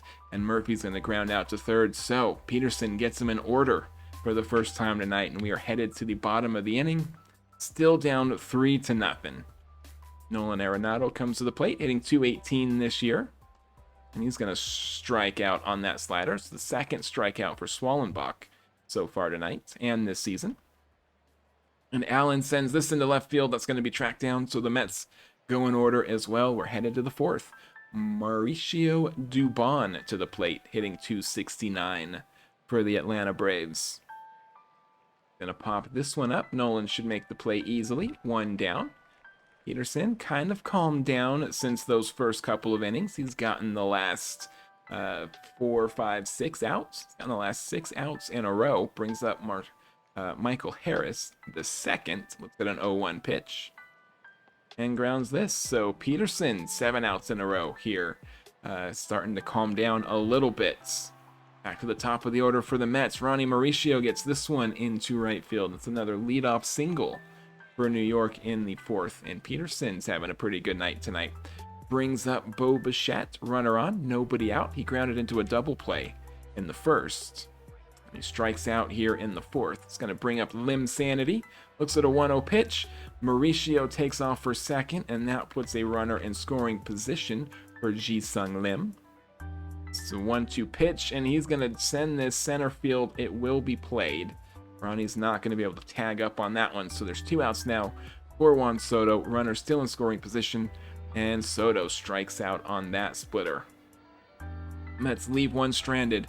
We are headed to the fifth, and it's still a 3-run game. Still is very much in reach as Peterson walks his second batter tonight. Leadoff runner is aboard. Once again, Peterson comes right back with a walk to Acuna. He has now got 2 runners aboard. He's thrown 90 pitches. We'll have to see how deep he can go here. He does get Ozuna to ground into a double play here. It moves Olsen over to third, and that's going to be it for Peterson. But he does at least get that double play for Nolan McLean to come in here tonight. 4.38 so far ERA on the season for McLean, but he's been doing much better out of the bullpen, and he does get the strikeout there on Kim to get out of that inning. So the Mets keep it 3 runs. And still very much in reach. We head to the home half of the fifth. Alvarez flies out. Suzuki strikes out. That's 2 down. Brings up Pache. And he's going to ground this one to short. Mets go in order. And the offensive woes. Despite the win last night, it was still just a very low-scoring game. And the Mets offense having a lot of trouble here at the end of July getting anything going. Murphy pops out, brings up Dubon with 2 outs and nobody on. McLean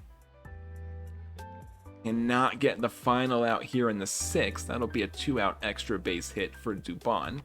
He ends up on second. So runner in scoring position. Jim Jarvis to the plate. 246 on the year. 16 RBIs. Chance to get one more here against Nolan McLean. 3-1 pitch. And he does get him to swing. That will be tracked down by Pache in center field. So McLean, a relatively clean, at least a scoreless inning there in the 6th. And we are headed to the bottom half. Nato is leading us off here against Swallenbach, still in the game here in the 6th inning. He gets Nato to fly out to the left field. Swallenbach has thrown only 84 pitches. He is poised to go deep in his first start here this season. Gets Nick Allen to ground out. Brings up Ronnie Mauricio. 321 on the air, 2 for 2 tonight.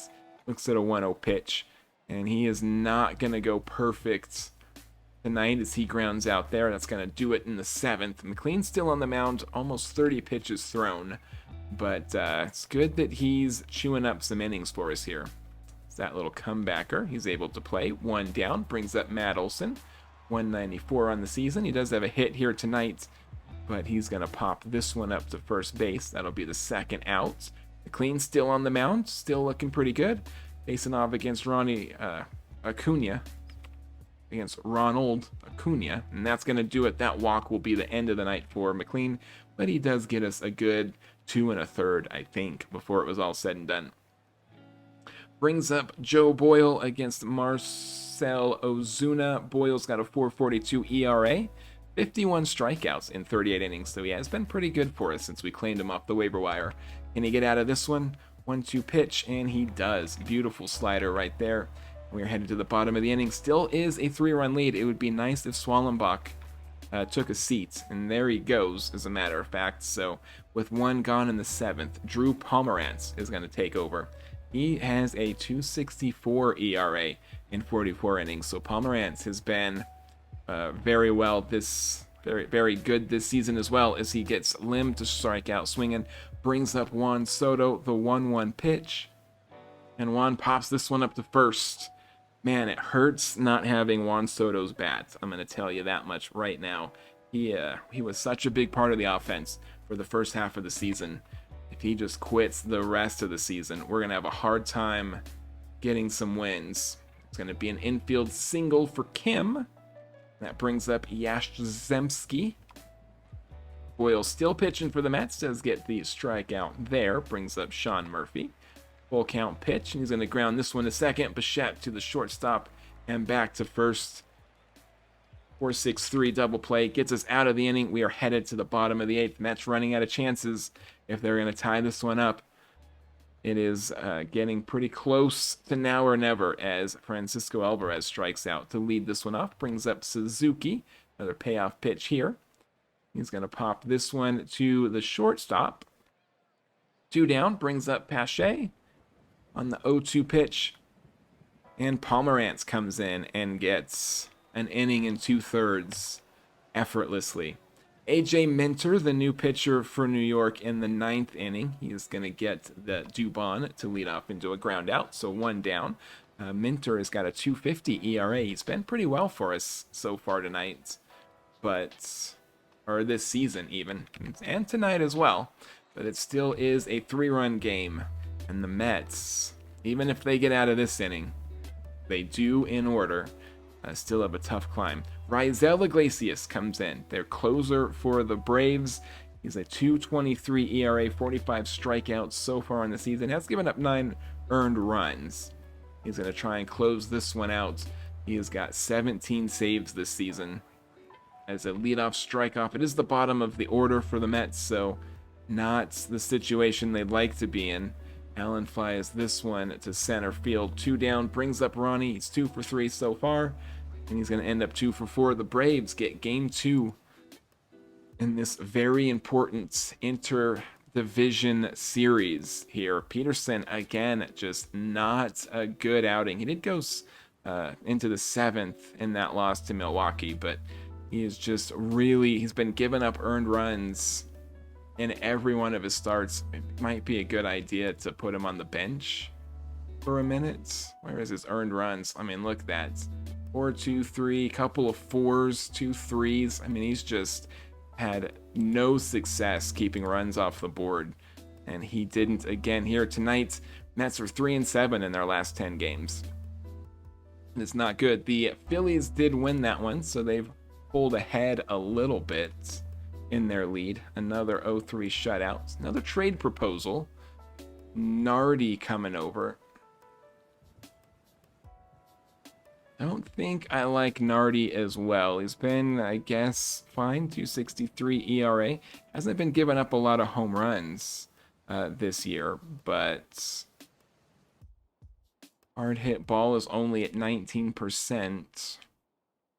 Like he's doing good. I don't think I need another bullpen arm though, at least this year. So I'm gonna say no thank you to this one. And then this one has expired, so it doesn't matter. Play the game against the Braves. The third one here. It is very important that we get this win. Kodai Singh has been pitching well for us lately, so we do have a good shot from a pitcher standpoint, unless, of course, actually his last game, he pitched good the first 4 innings, and then he collapsed in the 5th. So on some level, we need to hope that was a blip, and not the start of a slump. He walks the runner here, gets Acuna to ground into another 4-6-3 double play, so he gets out of it in order there after they turn 2. Didier Fuentes on the mound for the Braves tonight. 2.72 ERA in 72 innings. He's been doing very good for him this year. 64 strikeouts. He's facing off against Ronnie Mauricio. Ronnie went 2 for 4 last night. He's going to get a leadoff extra base here tonight. Ronnie has been terrific for us in this leadoff role. Taken over for Francisco Lindor, and he has definitely been filling the shoes. I'm not mad at Ronnie at all. Bo Bichette also has been very quiet lately. He and Soto were so hot to start the season, and they've been so cold lately. And that's a major problem for us. Brings up Lim sanity, runner in scoring position. Not much speed on Ronnie, but an extra base hit could get him in. This is a little comebacker to the mound. That'll be an infield hit. Does move the runner to third. Lim gets hurt, but it's not serious. He can stay in the game. So Soto to the plate now. Runners on the corners. We just don't need a ground ball here, Soto. Get something into the outfield. As Lim takes off to second. So the double play is no longer in order. It's not as big a deal anymore. 2 in scoring position now for Soto. Looks at a full count pitch. And he's going to get this one through. That'll bring a run in. At least. I don't know that Lim can score. He doesn't have much speed. He's not... Oh, actually, I take that back. Ronnie doesn't have much speed. Lim has a lot of speed. Still couldn't score on that one. Alvarez to the plate. Runner still 90 feet from home. 1-1 pitch. And Francisco Alvarez grounds into an out at third, but it will score the run. It will advance Juan Soto to second. So Suzuki to the plate.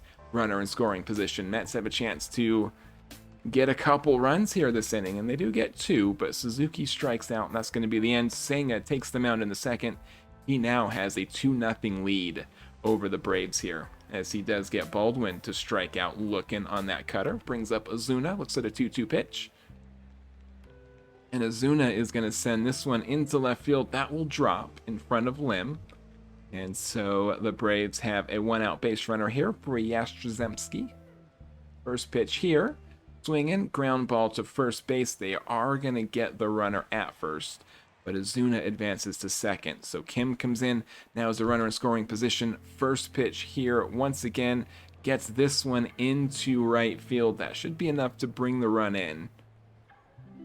And it is. So the Braves get a little bit closer. Senga cannot get a shutdown inning here in the second. But a ground ball by Jarvis will end it. So the Mets still clinging to a 1-run lead as we go to the second inning.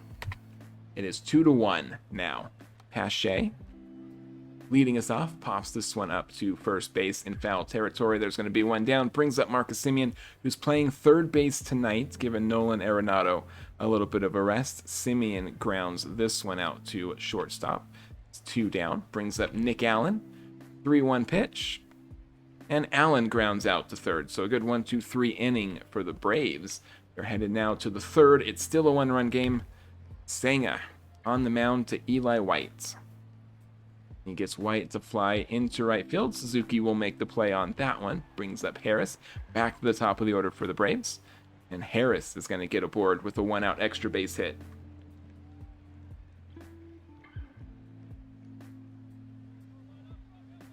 We need Senga to put up a 0 here as Matt Olson comes to the plate. He's 193 on the season, but he does have the tying run in scoring position. 2-2 pitch, and he's going to get this one through the hole past the shortstop. That should bring the run in, and it will not. Harris holds up at third, so now they've got runners on the corners. Ronald Acuna Jr. is at the plate. Looking at the full count. That's going to be a walk. So Senga's got him loaded here in the third with just the 1 out. Another full count pitch to Baldwin, and that's going to walk the tying run home. Senga having a lot of trouble here against the Braves. Does get another 6-4-3 double play. Gets out of it without losing the lead, but another run comes across the plate, and it is now a tie ball game against the Atlanta Braves. Ronnie sends this one to deep center field. Track that one down. Harris makes the play. 1 down for Bo Bichette, who's an 0-1 or 0 for 1 tonight. Looks at an 0-1 pitch. And he's going to get a 1-out single right there. Brings up Lim Sanity with a runner on and 1 out. First pitch here, he sends this one into right field. That's down. Bichette, run, man, run. Bichette's not going to score from first there, but it puts 2 in scoring position for Juan Soto once again. And Ji-Sung Lim does have some speed out there. Soto grounds this to second. It will get the go-ahead in again. It will advance Lim again.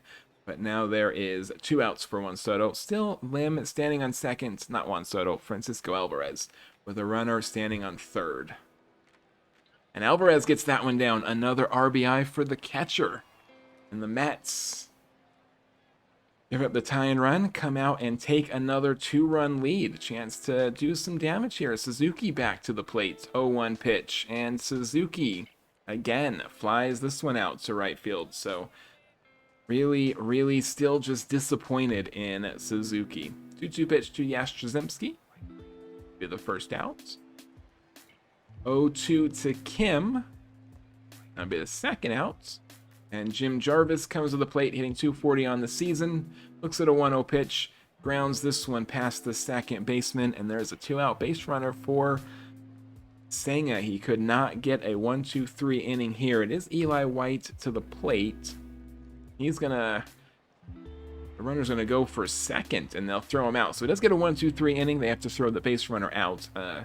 That's still the Mets still hold on to a 2-run lead. If I can get my thoughts in order a little bit. Pache sends this one into left field. There's going to be 1 down here in the bottom of the 4th. Simeon, first pitch. Going to get this one down in left field. And the Mets once again have a 1-out base runner as Nick Allen comes to the plate. Allen's been in a slump lately, hitting .200 so far on the season. Does have a home run this year. He's not a big power hitter. He's not going to hit one this time as Acuna drifts over and makes the play. Brings up top of the order Ronnie Mauricio, and he strikes out on that slider. So the Mets leave one stranded. We're headed to the 5th inning. It is still a 2-run game. The 5th inning is the one where Senga melted down in that last loss to the Dodgers. So see if he can get us through this inning here tonight. He gets Harris to swing at that wide slider. Brings up Matt Olson with 2 outs. First pitch here. And Olson sends this one deep into right field. That'll be a solo shot, his 10th of the season. As once again a 1-run game. 3 walks, 5 strikeouts for Senga. He's thrown 69 pitches so far. So he still has a little gas in the tank. As he gets Acuna to strike out. Comes right back with a strikeout. Big at bat for Kodai Senga, but they do get one more, do the Braves. And the Mets now head to the bottom of the 5th, hanging on to a 1-run lead. Bo Bichette looks at a 2-2 pitch, and Bo's going to fly this one. It's a pop-up. It drops in front of the second baseman, Bichette, with a hit. That brings up Lim Sanity to a 3-1 pitch. He's just trying to bunt him over. That pitch right there. Guess it's not bad. He does strike out swinging on a wide and high slider there, but Bichette does get over to second. So Soto is at the plate, does have another run in scoring position. New pitcher is Richie, 4.56 ERA on the season. He's got 42 strikeouts through 47 innings, and he gets Juan Soto to ground this one to the pitcher. So Soto, 3 times at bats, 3 ground outs. His first 2 did bring a run home. This one advanced Bichette to third at least. Brings up Francisco Alvarez, 275 on the year. Francisco Alvarez. He's got 17 homers and 46 ribbies. He has to get one more here as he looks at the full count, and he will not get it with that one. Ground out to short, so the Mets leave a runner stranded at third. We're headed to the 6th inning. 73 pitches thrown for Senga. He's got 6 strikeouts and 3 walks. See if he can get us one more inning here. And he cannot. That's going to go deep, and the game is tied once again. Senga just not able to keep the Dodgers off the scoreboard here tonight either. He's given up 4 in 5 plus innings, and it is continuing here. So kind of a repeat of his last time out. It got into the later innings, and he was just incapable of getting anybody out. Did finally get the first out there, lines that one to Simeon, so there's 2 down. Go ahead, still standing on second as he walks that one. It's going to bring up Morjon, his first time out for the Mets here this season. 4.86 ERA. He's got 55 strikeouts so far. Lefty on lefty matchup here against Michael Harris. And that one is out of here. Braves take a 3-run lead with a home run off Adrian Morjon. That was a 4-run. That was a grand slam. I stand corrected. Bases were loaded for Morjon, who just immediately gave up the home run. So, and then he walked the next 2 batters. Morjon not showing up to be the pitcher we thought he was going to be when we went out and got him. Well, we didn't go out and get him, but when we agreed to trade him. Mets now down 4 runs. Suzuki gets a solo, so it's a 3-run game now. Bottom of the 6th brings up Pache. Going to be a really bad loss for the Mets if they get it. We needed this win. It's an in-division rival, and we had every chance to get it, but that grand slam by the new Morjon pitcher is going to hurt. Brings up Nick Allen. 1 out, runner still standing on first. Allen's going to pop this one into center field as well. There's 2 down. Brings up Ronnie Mauricio. Full count pitch, and he swings at a bad curveball there, so That's still now trailing by 3. And that's going to do it for Morjon. He walks the first batter here. A very bad outing for Adrian Morjon in his first appearance in the Mets uniform. Santana does get the double play to erase that walk and then gets the strikeout. Good outing for Dennis Santana. Going to bring up Bo Bichette to lead off the 7th inning here for the New York Mets. Swings at that slider, strike 3, brings up Lim Sanity. Lefty on lefty matchup is Robert Gasser is going to come in, and Ji-Sung Lim gets the 1-out single. Gasser's got a 6.23 ERA, 6-2 record in 8 decisions as a relief pitcher. So if the Mets can do a little bit of damage here and get back into this one. So walk given up to Francisco Alvarez, brings up Suzuki. Had a solo bomb his last at bat. Got a chance to get a run in here with Suzuki in scoring position. He is not going to do it. That is a fielder's choice. They weren't able to turn 2. I guess there was only 1 out to spare there. I guess they could have turned 2. Santana is back in. He does get Jarvis to fly out, brings up White, who grounds this one to Simeon, and that's the 2nd out. Brings up Michael Harris the 2nd, and Harris strikes out. So Santana comes in and gets 5 out in 4 batters. He had a very good night. It was just Morjon who is going to end up costing us this one with that grand slam he gave up for the first batter he saw. There's Simeon getting a 1-out single, brings up Nick Allen, now hitting below 200, which we do not like. He's going to get the runner advanced to 2nd, brings up Ronnie Mauricio, another full count pitch. Time he'll take the walk. So it is going to bring up Bo Bichette. He is the tying run here tonight. He's got 19 home runs and 62 RBIs on the season, but it has been a long time since he's really managed to do anything for us. He's got 2 hits here tonight. He's had a couple of hits so far, but home runs all the way back the 7th of July was the last time he hit a deep ball for us. I did get 2 RBIs a couple nights ago against the Dodgers, but it's been a very quiet July for Bo Bichette. Now's a good chance for him to get out of that little slump against Robert Suarez. And he does send this one deep center field. Bo Bichette ties this game in the bottom of the 8th with a 3-run home run. Big at bat for Bo Bichette. We needed that. He needed that. It's been well overdue. Lim comes to the plate now. Still 2 outs. High ball game now, however. And Ji-Sung Lim is going to ground this one to first. That will do it for the 8th, but Mets come back and get this one tied up.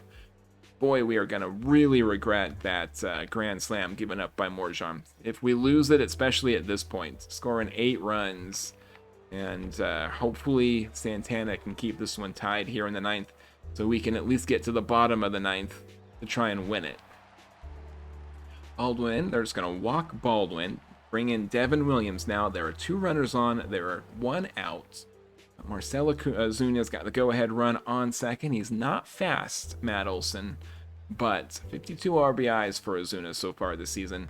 And the first pitch here, he pops this one up. Simeon comes over, infield fly there, so that's the second out. Brings up Azakar. And on the full count pitch, he grounds this to Bichette, who cannot handle it. They're going to score that a hit. That should have been the final out. That's going to load the bases now. Kim to the plate. There are 2 outs. He's a 266 hitter. 6 homers, 36 RBIs. Devin Williams, however, 183 ERA so far. He's got 47 strikeouts. This would be a really good time for number 48. Full count pitch. And not a strikeout, but he pops this one up to the catcher. Alvarez makes the play, and the Mets get into a lot of trouble, but get out of it by the skin of their teeth. We're headed to the bottom of the 9th. It is tied. Mets have a chance to walk this one off. 2-0 pitch to Juan Soto.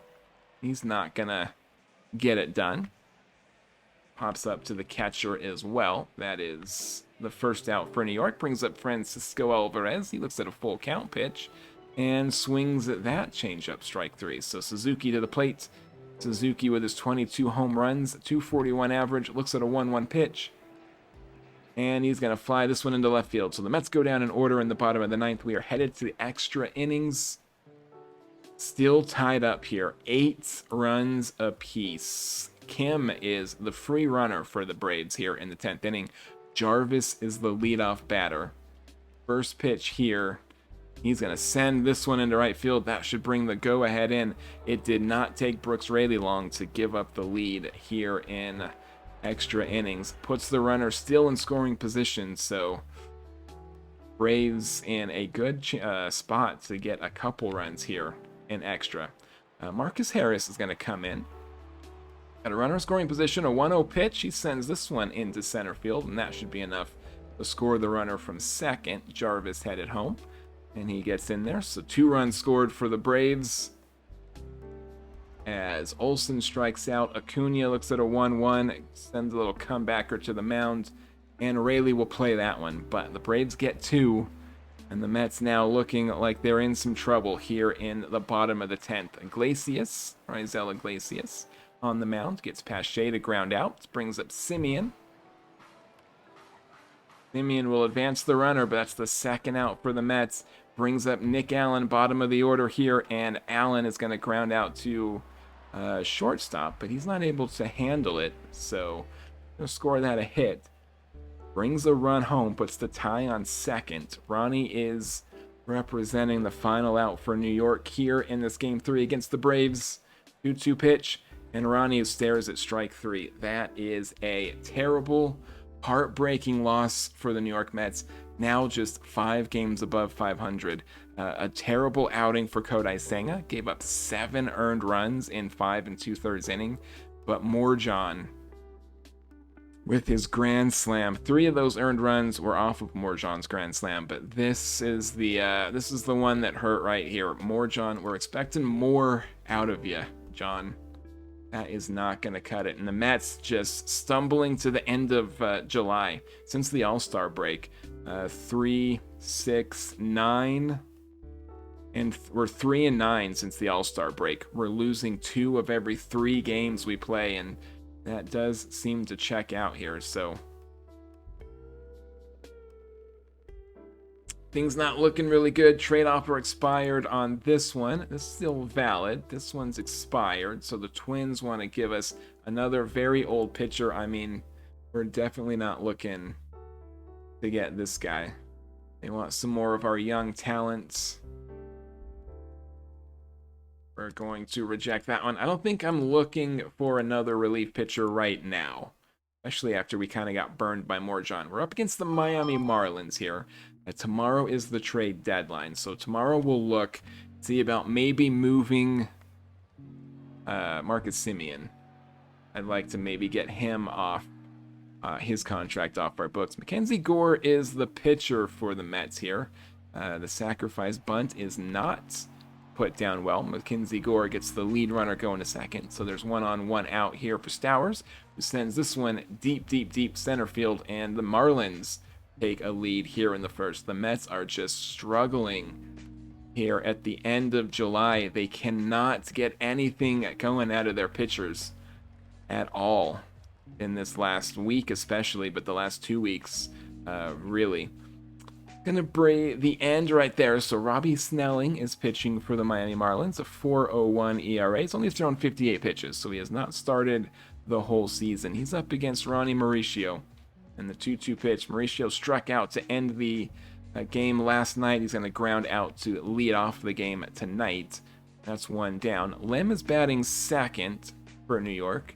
That means that Bichette at second base not playing tonight. Freeman is playing for him. Taylor is in at left field. Pache to the plate. He's a little bit tired so far tonight. 1-2 pitch. He's going to swing at that, strike 3. So the Mets go down in order. We're headed to the second. Still a 2-run game. After that 2-run home run for the Marlins. Mackenzie Gore gets the first to strike out, gets Nick Solak to fly out to center field, brings up Curtis Mead looking at a 2-2 pitch, and Gore does get a 1-2-3 inning in the second. So it's calmed down a little bit here at the very least. Soto with a leadoff walk brings up Nolan Arenado. He was on fire for a little bit here these last couple of weeks, but he's cooled off for sure. Now he's hitting only .215. Soto breaks for second base, and he's going to get in there. So Tyler Freeman now has a runner in scoring position with just 1 out.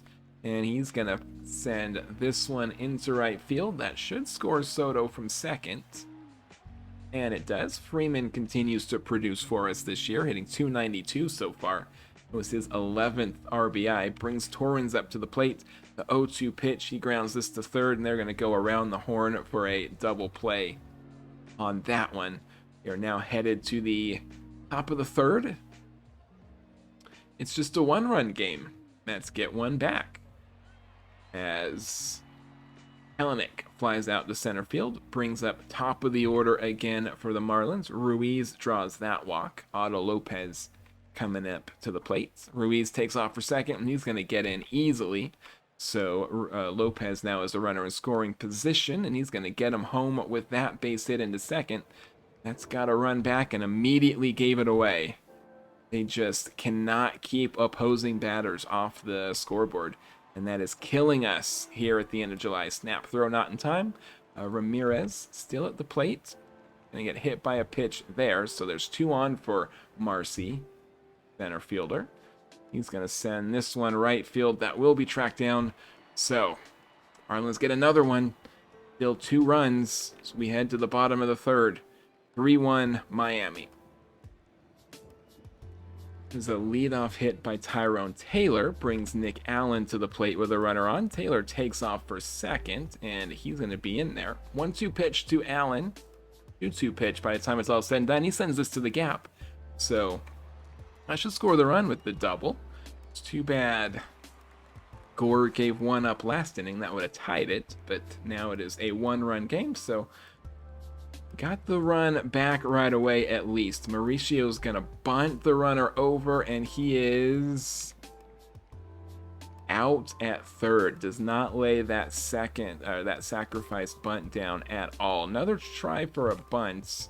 I think they're bunting too much here tonight. They need to just try and get a run home is what they're after. They're getting cute. Pache sends this one left field. Fielder will be out there to make the play. So the Mets leave one stranded there. I think that Ronnie should just be swinging in that situation. Our leadoff hitter hitting over 300. He can definitely get a base hit with the runner on second and bring that run on. Wasn't even a double play chance. I mean, they could have gotten a double play, but he wasn't on first. He was standing in scoring position. I think they've got a swing in that situation. Curtis Mead sends this one into center field, and that's the second out. So the Marlins, 2 outs, a runner on, and Kelenic to the plate. Runner takes off to second, and Alvarez, beautiful throw, is going to get him. So, the third out, we're now headed to the bottom of the fourth. Still a one-run game. Juan Soto is going to lead us off here tonight. Soto, did he finally get a hold of one? Soto, his first home run in a while. That should get him out of that slump he's been in. That ties the game here in the fourth. Mets have scored in each of the last 3 innings, and that's a good sign as Nolan Arenado comes to the plate. 0-2 pitch to Nato. He sends this one into the gap in left field. That should be an extra base hit. With no outs, Mets got a runner in scoring position. Tyler Freeman to the plate. He did get the RBI his last time at the plate. And the ground this one to third. Won't get it this time with the ground out. And Nato still standing on second. Torrens, Nato is going to be thrown out easy. Don't know if it was wise to send him in that position, but Torrens will pop it up to third, and that'll be the end of the inning for the Mets. They do get the tie to cross the plate, however. It is now 3-all going to the 5th inning. And Kelenic leads this one off with a strikeout. Back to the top from Miami. Ruiz to the plate. Full count pitch. And that one's going to miss. The second walk from Mackenzie Gore here tonight. He's thrown 82 pitches so far. He's got 2 walks and a couple of strikeouts. 5 of them, to be exact. 4 of them, I guess. Thought he had 5. 1-2 pitch. I was just counting that one. I had already counted it. That's his 5th strikeout of the night. So there are still 2 on. Very speedy Ruiz on the second as the go-ahead run. Ramirez to the plate. Looks at an 0-2 pitch, and Gore gets him swinging at that one. So he gets into a little bit of trouble, but gets out of it. We're headed to the bottom of the inning. Still a 1-run game. New pitcher Dax Fulton gets Tyrone Taylor to line out to second. Fulton's got a 5.62 ERA through just 8 innings, but he's given up 5 runs. If the Mets can get a couple more off of him here as Nick Allen flies out to right field, brings up the top of the order, Ronnie Mauricio, and he's going to fly out to left field. So the Mets go down in order. Headed to the 6th, it is still a tie ball game. It's going to be the end of the night here for Mackenzie Gore. Alex Lange is going to take over for him in the 6th. Gore, 5 innings, 3 earned. He struck out 5. So not a terrible performance, but not as good as we would hope from a starter. Nick Solak to the plate. Looks at an 0-1 with 2 outs, and Alex Lange comes in and gets him in order. So bottom of the inning now. It is still a tie ball game. Lim Sanity is the leadoff, and he's going to get this into left field. That is a leadoff double for the Mets. And Lim got some speed standing there in second base. Pache to the plate, runner in scoring position. Gonna ground this one to third. It will get the runner over to third. So Soto now with the go-ahead run 90 feet from home. 1-1 pitch. Infield is playing in.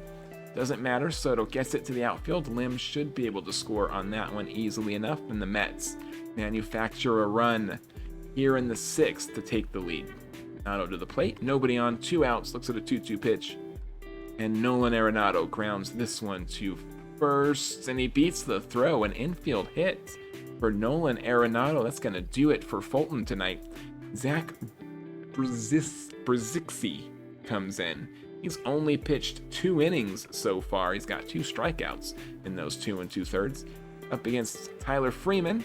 And he gets Freeman to strike out looking on the fastball. So let's get one in the 6th. Take a slim 1-run lead, 4-3. Lange still on the mound as we go to the 7th inning. And Lange gets me to strike out swinging at that changeup. 1 down, 1-2 pitch to Kelenic. Kelenic will send this one down the well in left field.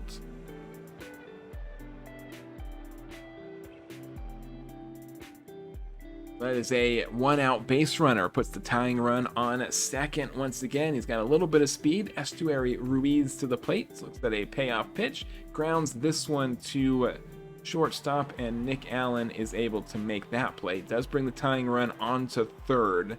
That's going to do it for Lange. AJ Minter's coming in to try and preserve this 1-run lead against Otto Lopez. So the 1-0 pitch here. And Otto flies this one center field. Pache drifts over and makes the play. So the Mets do cling on to this 1-run lead. We are headed to the bottom of the 7th. First pitch for Torrens is going to pop this one into center field. There's one down. Tyrone Taylor looks at the 1-1 pitch. Flies this one into center, but the center fielder can't make a play on it. And Tyrone Taylor, a 1-out double. Marcy may have misplayed that one a little bit. Brings up Nick Allen with a little bit of insurance standing on second base here. Full count pitch to Nick. Gonna draw the walk, and that brings up the top of the order. Ronnie Mauricio, 313 on the season, still hitting the ball very well. He's got 37 RBIs on 7 home runs. A chance to get at least a couple more here at this at-bat. Ground that to shortstop. That's going to be an infield hit. He beats the throw down. Good hard running by Ronnie Mauricio. Loads the bases for the pinch hitter, Bo Bichette. He did have a 3-run home run last night for his 20th of the season. A chance to get a few more RBIs. New pitcher is Cade Bragg. Brad's thrown 5 innings so far this year. He struck out 6. Hasn't given up a run yet. But Bichette does like hitting the lefties. And here's the payoff pitch. Bichette cannot connect on that one. So there are now 2 outs. Bases still loaded. Christian Pache is coming to the plate. And he's not our strongest hitter at 204. See if he can get a knock here and bring another run in.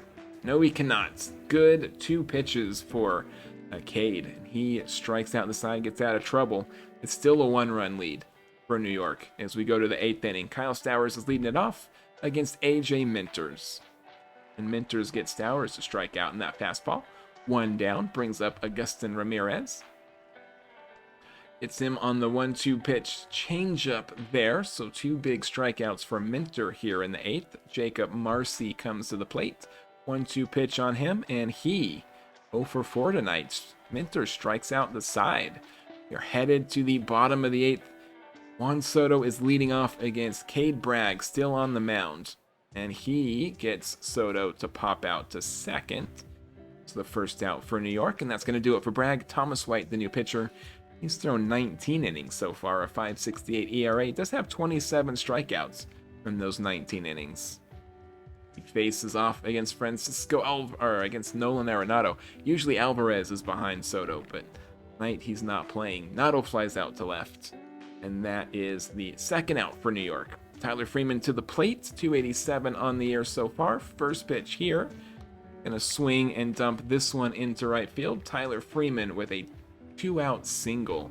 The Mets have a base runner for Luis Torrens here in the bottom of the 8th. Trying to get just a little bit of insurance for Devin Williams to come out and close it in the 9th. Torrens not gonna get it done as this one is tracked down by the center fielder. It's Brooks Raley is actually going to come in. Devin Williams, I guess, a little bit tired. He pitched quite a few pitched quite a few pitches a couple nights ago, so it's up to Brooks Raley to shut this one down. Still is a 1-run game. He faces the Marlins here in the 9th. A little ground ball to short. Nick Allen is going to make the play. That's 1 down. Solak to the plate, 269 on the season. Looks at a payoff pitch here from Raley, and that one's going to miss high. So the tying run for Miami now is on base as Curtis Mead comes to the plate. Only 8 RBIs for Mead on the season. He's going to send this one into shallow right, and the runner's going to get to second and nothing more. So tying run now in scoring position. Jared Kelenic comes to the plate. 1-2 pitch, and Raley gets Kelenic to strike out swinging. So Estuary Ruiz, top of the order for the Miami Marlins. Ruiz represents the final out. 19 pitches thrown for Brooks Raley so far. Got to get one more to shut the door on Miami. 1-1 pitch to Ruiz, and that is going to get down in right field. Will the tie come in? Solak is on his way, and he does make it. Raley with a blown save here against the Marlins, and now they're going to bring in Nolan McLean to try and at least get us out of the 9th inning, give the Mets a chance to walk it off in the bottom. Wild pitch advances both runners to scoring position for Owen Casey. The pinch hitter, Owen Casey, hitting 220 on the season, looks at a 1-2 pitch here, and he's going to ground this one to second. Easy play made there for who's playing second for us now. Freeman still is. I know that Bichette pinch hit. I didn't know if they put him in. So the Marlins do come in and tie it up in the ninth inning. It is now 4-all. Tyrone Taylor, Mets have the bottom of their order here, trying to get one run and get a win and get out of this losing streak that we've been in. Taylor's not going to get it done. He grounds out to first, brings up Nick Allen. Full count pitch here, and Allen swings at a slider. So Ronnie Mauricio, score still tied. 2 outs. Ronnie gets a hold of that one, and that is a walk-off home run for our leadoff hitter, Ronnie Mauricio, and the Mets squeak past the Miami Marlins here in this first game. 5-4. A very not good outing for the Mets pitchers. Gore 5, gave up 3. Raley here, I guess on some level, I mean, he's the closer. Just come in and get 3 outs. That's not too much to ask for Raley. He's not our everyday closer, though, and that's why. I guess we'll have to decide about bringing him back. He is 38 years old. We probably won't. Having a very good season overall, even though he didn't have a great outing tonight. But at 38, I'm not sure he'll be coming back for us next year. Still, the Mets do get the first one against the Marlins after those 2 games lost to the Atlanta Braves. And the Mets and the Phillies both lost their last game out. So that's gaining a little bit of ground here. We're now second in the wild card. We've slipped a little bit with this losing streak that we've been on. Still are up 3.5 games from the Braves for a playoff spot with about 50 games left. So it's not looking terrible, but we're now headed to the trade deadline.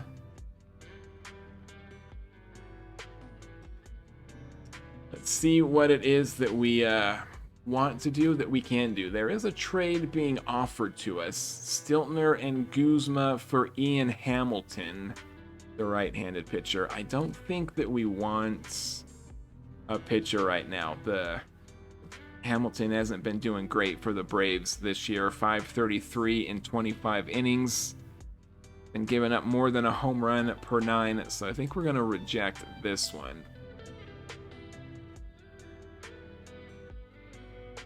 Get rid of that. And let's take a look. We do have 2 players that are on the block for us. I guess Kodai Senga, maybe not so much. Brett Beatty, I still wouldn't bother me if we got rid of him. He's been doing a lot better, but it's fine. Scoot Ball is on the list here. I don't think there's anything we can do to get him, but I would be thrilled if we could.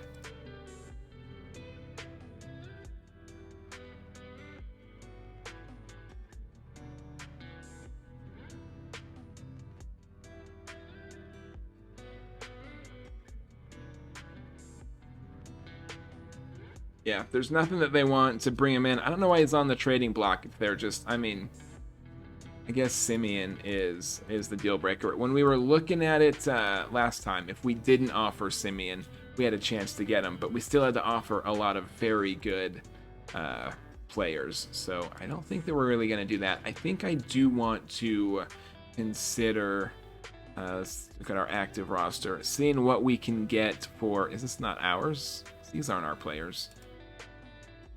Detroit active roster. Oh, I'm still in the thing. Okay, yeah. Get out of this. There we go. That's what I'm looking for. I think I do want to still see what we might be able to get for Marcus Simeon. There was a time when we had a couple of offers.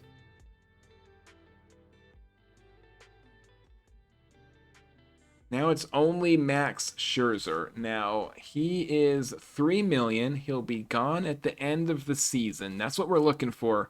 We want to get rid of this $26 million contract for the next couple of years. Also, he hasn't been terrific for us.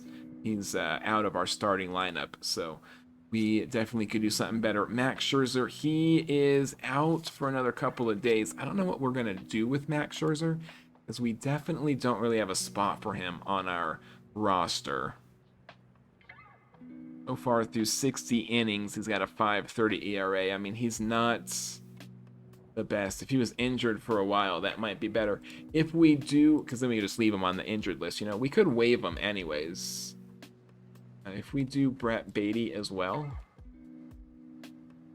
we partner these guys and get something a little bit better. Not really. There's Tim Anderson.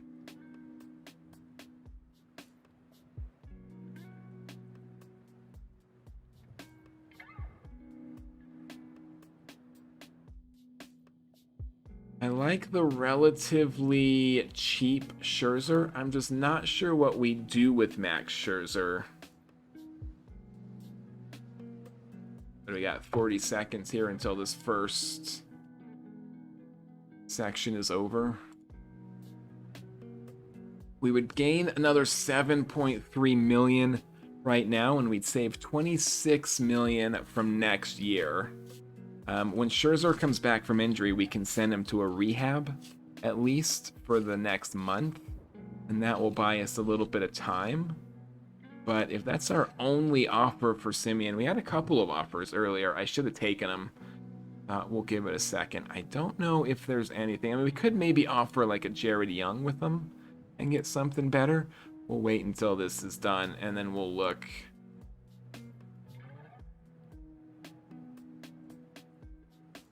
Clear this trade here.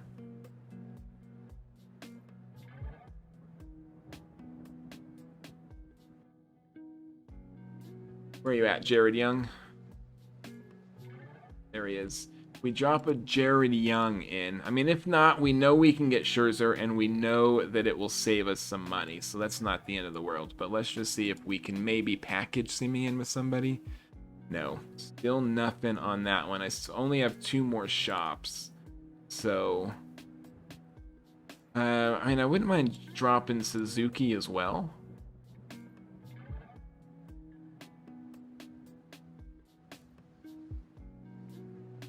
What we get is Gausman. He is a free agent after this year. His movement's a little bit low. If we got rid of Suzuki, we would need someone to play out there. But we can always throw... who's playing out? He's playing for us right now. Lim. We can always throw... Well, not really Lim. He doesn't have the arm to play in right field. We can put Mauricio out there probably. We'd need a first baseman then. But... wouldn't be impossible. That would give us another decent starting pitcher here. And I have not been happy with Suzuki at all so far. Now, there's a good chance that he'll pick up and start playing a lot better. I would have expected a little more out of him here, but he just has not given it to us. He's 23 million. It would save us quite a bit between the two. We got Rondon over here. How's he doing so far this year? He's at a 3.05 ERA. We could put him in for Peterson, who's been having a lot of trouble lately. And he would be another really good start. I mean, we're trying to make our starters really good, but it's only for a year. We're just kind of renting these guys, waiting for Skubal to come in next year, if we can make it happen. Kind of don't hate this trade.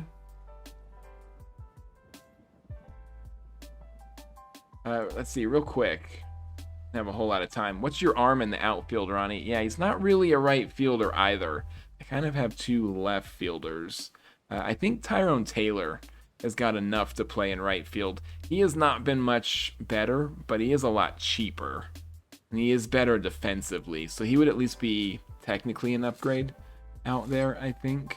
Alternatively, well, let's say we can put Soto, but he also doesn't have a great arm. If we look at our AAA, Beatty, we could bring him back up to play right field. Now, he wasn't very good for us defensively. There's our right fields. Yeah, a -5 zone rating out here. He did have the 1 error. He wasn't great for us, but his batting average was much better than Suzuki and Tyrone Taylor. We could have them platoon like we did at the start of the season, and then still have Lim kind of playing the backups. You know what? I don't hate that. I don't think I hate that. Our assistant GM does not like it, but I think that I do. Gausman is an unknown. Just make sure that we're not training away any very popular players, and I don't think we are. No, I think we're going to complete this one. Semien's left the team. The room is that we still have some leadership. That's right, I forgot he was a good leader, but I do still have quite a few leaders on the team. Gausman himself is not a leader, unfortunately. There it is again. So We'll have a couple more for this deadline. Let's just go real quick and take a look at what we've got here. Gausman needs a spot on our roster.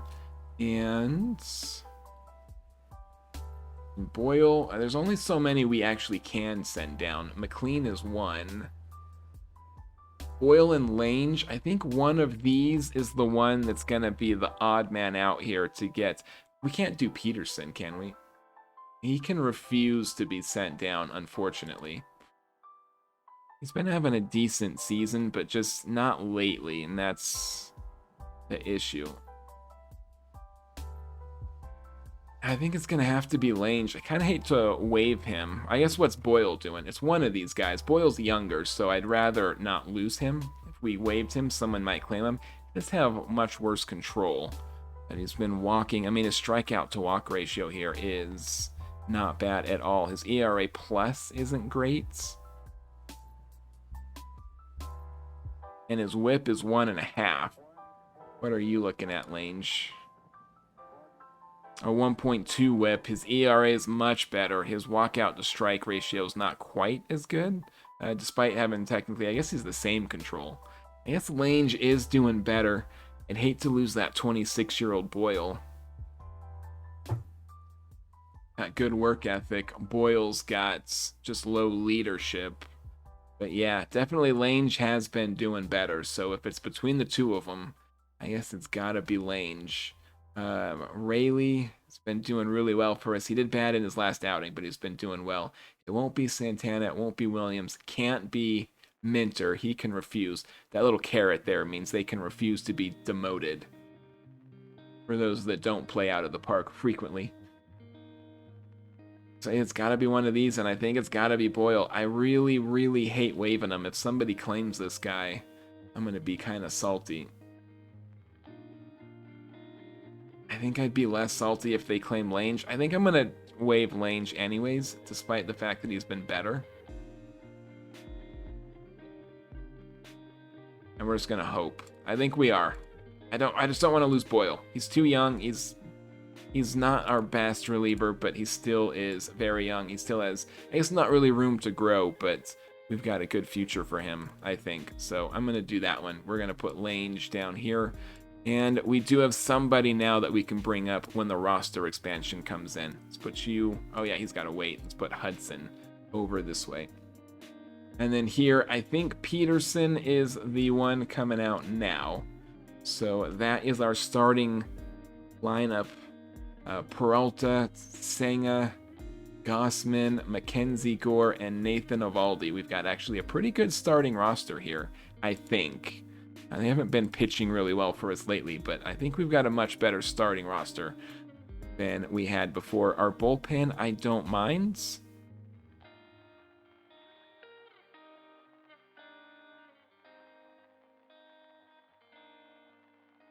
Yeah, I think I like what we've got. Now we need to look at our lineup over here, and I need to put another player. Actually, I've got room for two. I don't have to waive you.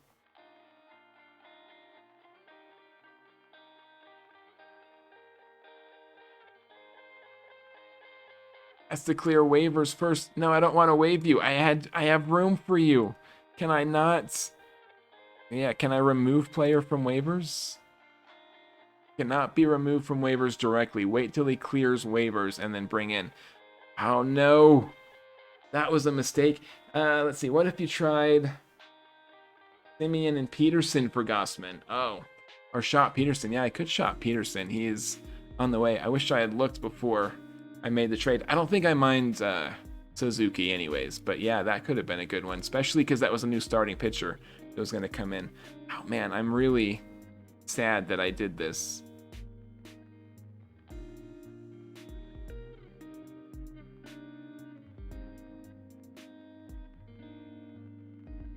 Can't put him back on the roster from here.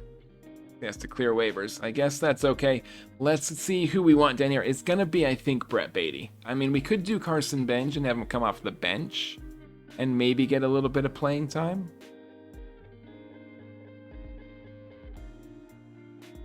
But we kind of need a starter. But we could just make the starter be Tyler Freeman.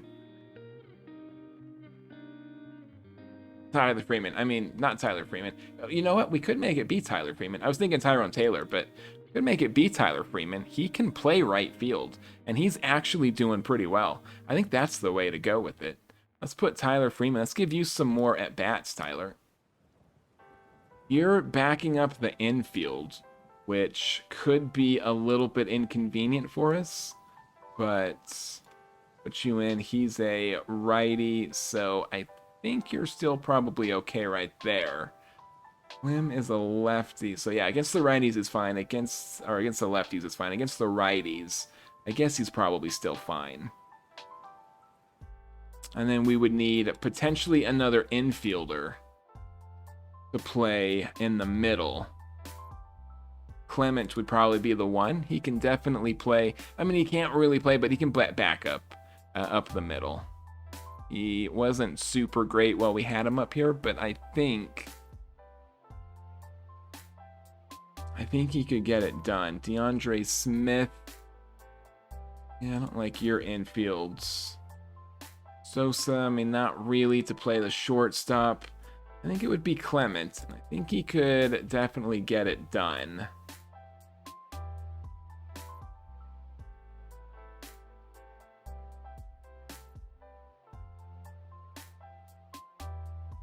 Move him up. All right, I don't know if that makes us better this year, but it does give us 76 million for extensions and 21 million right now. So we could re-sign some players near the end of the season if it looks like we need them back. Specifically, I don't know about Peralta. I haven't really liked him so far this year, but I don't know about Eovaldi either. He's been pitching well, but he's kind of old. He and Gossman are both kind of old, so I don't know about those guys. But if anybody over here is coming up soon, and we think we might want them. We've had a couple of good, like Santana, for instance. Limited appearances for us, but so far he's been doing all right. And there might be a little bit here. Also on the lineup side, I think if we go here, you can kind of see who might be available. I don't know about Taylor. If he's cheap enough, we might try and get him. Ruhan Minter, we had to retain a little bit of Tauchman's salary. Peterson, kind of on the fence right now. We'll see how he finishes the season. Rayleigh is going to come up, and he's 38. Terens is probably... it's not in arbitration because it would say it down here. So Terens has done good for us as a backup catcher, and we very well might bring him back also. But we do have plenty of money now for extensions. Didn't do Soto. All right, our trade deadline is almost out, and I think we did set ourselves up very well for next year, at least for the off season. We'll find out. We're probably a little bit worse so far. Oh, he's every third game. That's why it is. Let's just do it when Alvarez is tired. We'll put Clement in back and these ones up. So over here, Tyler Freeman. Let's see. I want to see against the righties. Freeman. 234 average. That's not great, but it's probably better than these guys at least. Sort it by this, yeah. Yeah, he's better than Arenado. He's better than Allen. Yeah, so he is better than these guys. So I guess that's a good spot for him to hit against the righties. And against the lefties, he is so far at the top. He's only had, 46 at-bats. He is our best against lefties. We could move him. In fact, we should definitely move him for Pache against the lefties. He's hitting 250, so he's not terrible. He's better than Nato at least. Taylor and Allen down here, so I think that is a fine spot from. Backing up Alvarez is a little bit rough. I might actually put Nato right there. 224 against the lefties, but unless things have changed, scoring position, he's still 286. So at least if these guys are on, Nato can hit him home better than Pache can. So I think I will still put Nato above right there. All right, that is, yeah, I've got one more roster spot. I do have one more. I'd like it for Lange, but I accidentally waived him. I didn't realize that I had moved to. I guess it makes sense because I traded Simeon and Suzuki are 2 starters that I traded off. But I guess another position player.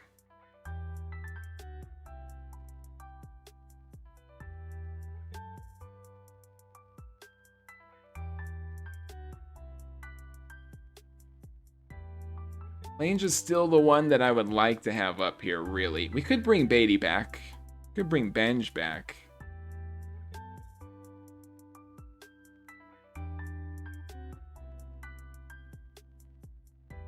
I think Benj playing in AAA so far has kind of been good for him.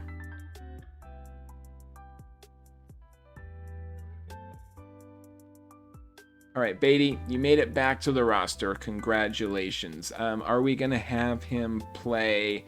Might have him play backup. He's a lefty, so he could back up in right field against Freeman if he's tired for the lefties.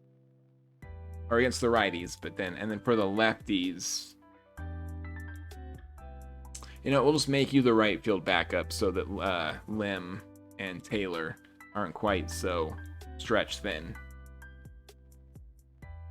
Have him back up at third too. Actually, I don't need as good a defense. I was thinking we were doing up the middle because it was Simeon, but Simeon, the second baseman, was backing up on the corners. So we didn't need anybody that good. You know what it is? We need you to be here for Freeman, because Freeman's the starter now.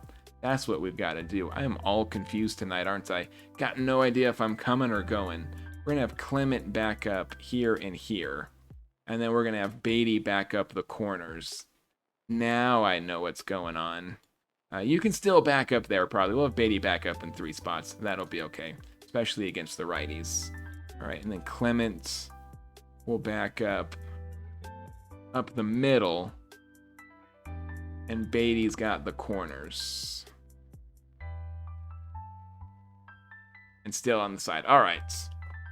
All right, now we're ready. I hope we're ready now. Who knows how I've messed up my lineup because I'm not paying close enough attention. Mets just got a win. Have Beatty back up the DH as well. Over Taylor against the righties. Taylor is a righty, so yeah, that does make good sense. Doesn't really matter. Soto, I think, has played every game so far. 110, he's played in all of them. The DH doesn't get tired as much, but in case something happens and he gets hurt, I think that is a good idea. Beatty comes in against the righties. He's a little bit better of a hitter. And then is it Taylor against the on the lefties? So that's probably okay. He's a right-handed hitter, although he's not great against lefties either. We could bring in... He's not. Against lefties, he's hitting 270. Could put Terens in. We could put Lim in to back up. But he is a lefty. I guess Clement would make the most sense. I'll have Clement do it because he's hitting a little bit better than Taylor. So, yeah, we'll do it like that. All right.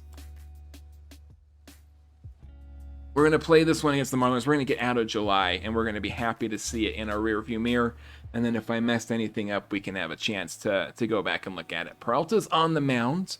We're trying to get the first 2 games against the Marlins here and finish July on a good note. Peralta, 371 on the season, 149 strikeouts, and 123 innings. We've only got about 50 games left this season, so it's coming down to crunch time here. We're 6 games out of first. We're about 3.5 or maybe 4 ahead of the Braves in second. And we are about 3 games up in the wild card. This is where it all comes down to. This is where the medal comes in. Mauricio strikes out to lead off the bottom of the first for the Mets. Brings up Bo Bichette, who's going to ground this one to first. So 2 down for New York in the bottom of the first. Lim Sanity to the plate. And he's going to strike out. So both teams go down in order to lead off this game. We're headed to the second. Velez looks at a full count, and he's going to drop this one into the corner in right field. New right fielder out there. Couldn't make a play on it in that instance.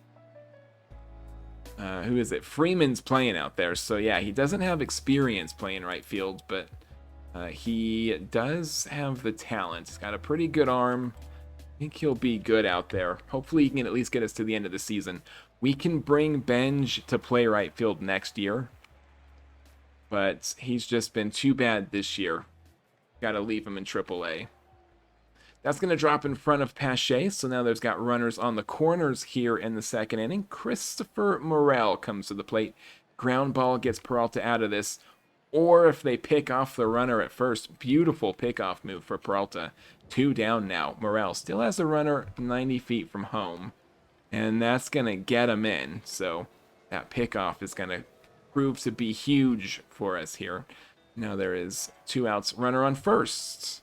Liam Hicks flies this one, center field. Pache's going back to the track, and he will run it down. 1 run comes in, though. Mets now down 1-0. Headed to the bottom of the second. Juan Soto leading it off, and he's going to pop this one behind the plate. Third baseman will make the play on it. That's Morel out there in third. Francisco Alvarez to the plate. He's been hot lately. 273 on the year. Trying to get on base here in the second, and he's going to draw a walk. First walk given up by Mayer, first base runner for the Mets so far. Tyler, his first start as a starter, his first game as an actual starter and not the backup here for New York this season. He gets aboard. Nolan Arenado is going to fly out, but that will advance the runner to third, so the tying run is now 90 feet from home with Tyrone Taylor coming to the plate. He's playing in center field today. Pache actually not getting the play. Taylor's going to get the hit, and he's not hitting well this season, but he does come through here, and Freeman gets himself on the third, so Nick Allen comes to the plate. There is still 2 outs, still a runner on third. Nick Allen looks at a 3-1 and draws the walk. That's going to load the bases for the top of the order, Ronnie Mauricio. He's got 8 home runs so far this year, 38 RBIs. He has the bases juiced for him here in the second inning. First pitch is going to get away from the catcher, but it will not allow the runners to advance. So it's 1-0 now. Second pitch, Ronnie sends this one into right field, and that's going to squeak over the wall. Ronnie Mauricio, his 9th home run of the season, a grand slam in the bottom of the second, and the Mets now go up 4. That was a 2-out home run for our leadoff hitter. Bo Bichette to the plate. Looks at a 2-1 pitch. He's going to find the gap out there. Is he? Oh, yes. Just barely. A good defensive try, but Bichette's going to end up at second. Marcy couldn't quite make it, and this inning is still going on. Max Meyer having a little bit of trouble here in the second. Lim Sanity to the plate. Got Bo Bichette in scoring position. Looks at a 2-1 pitch, and he sends this one into right field. That will get down. An RBI double. Should score Bichette on that one. Yes, it does, and the Mets put up 6 in the second. That's going to do it for Meyer. Yeramy Geraldo is going to take over. Nolan Arenado has got 2 years left on his contract. It comes up next year. He's only making $15 million next year. We'll have to decide if he's going to start at third for us. He's been very good there for us this year, especially defensively. But if we can find someone better, as Juan Soto goes yard, there is a 2-run home run, and the Mets hit parade continues here in the second inning. That is the second home run for New York. And we're back to Francisco Alvarez. He already scored once this inning. Looks at a 1-2 pitch, and Alvarez strikes out on that splitter. But the Mets get 8 in the second and take a 7-run lead for Freddie Peralta. So we come out here in the third. 2-2 pitch to Curtis Mead. Peralta gets him chasing a fastball. That'll be the first out. Back to the top of the order for Miami with Estuary Ruiz. Very speedy Ruiz. Gonna fly this one into left field. There's 1 down. Brings up Xavier Edwards. Looks at a 2-2 pitch. And gets him with the fastball. So a good 1-2-3 inning for Peralta. Very good to see our pitchers get a shutdown after we score some runs. And really put some pressure on the opposing team. Peralta was able to do it for us here tonight.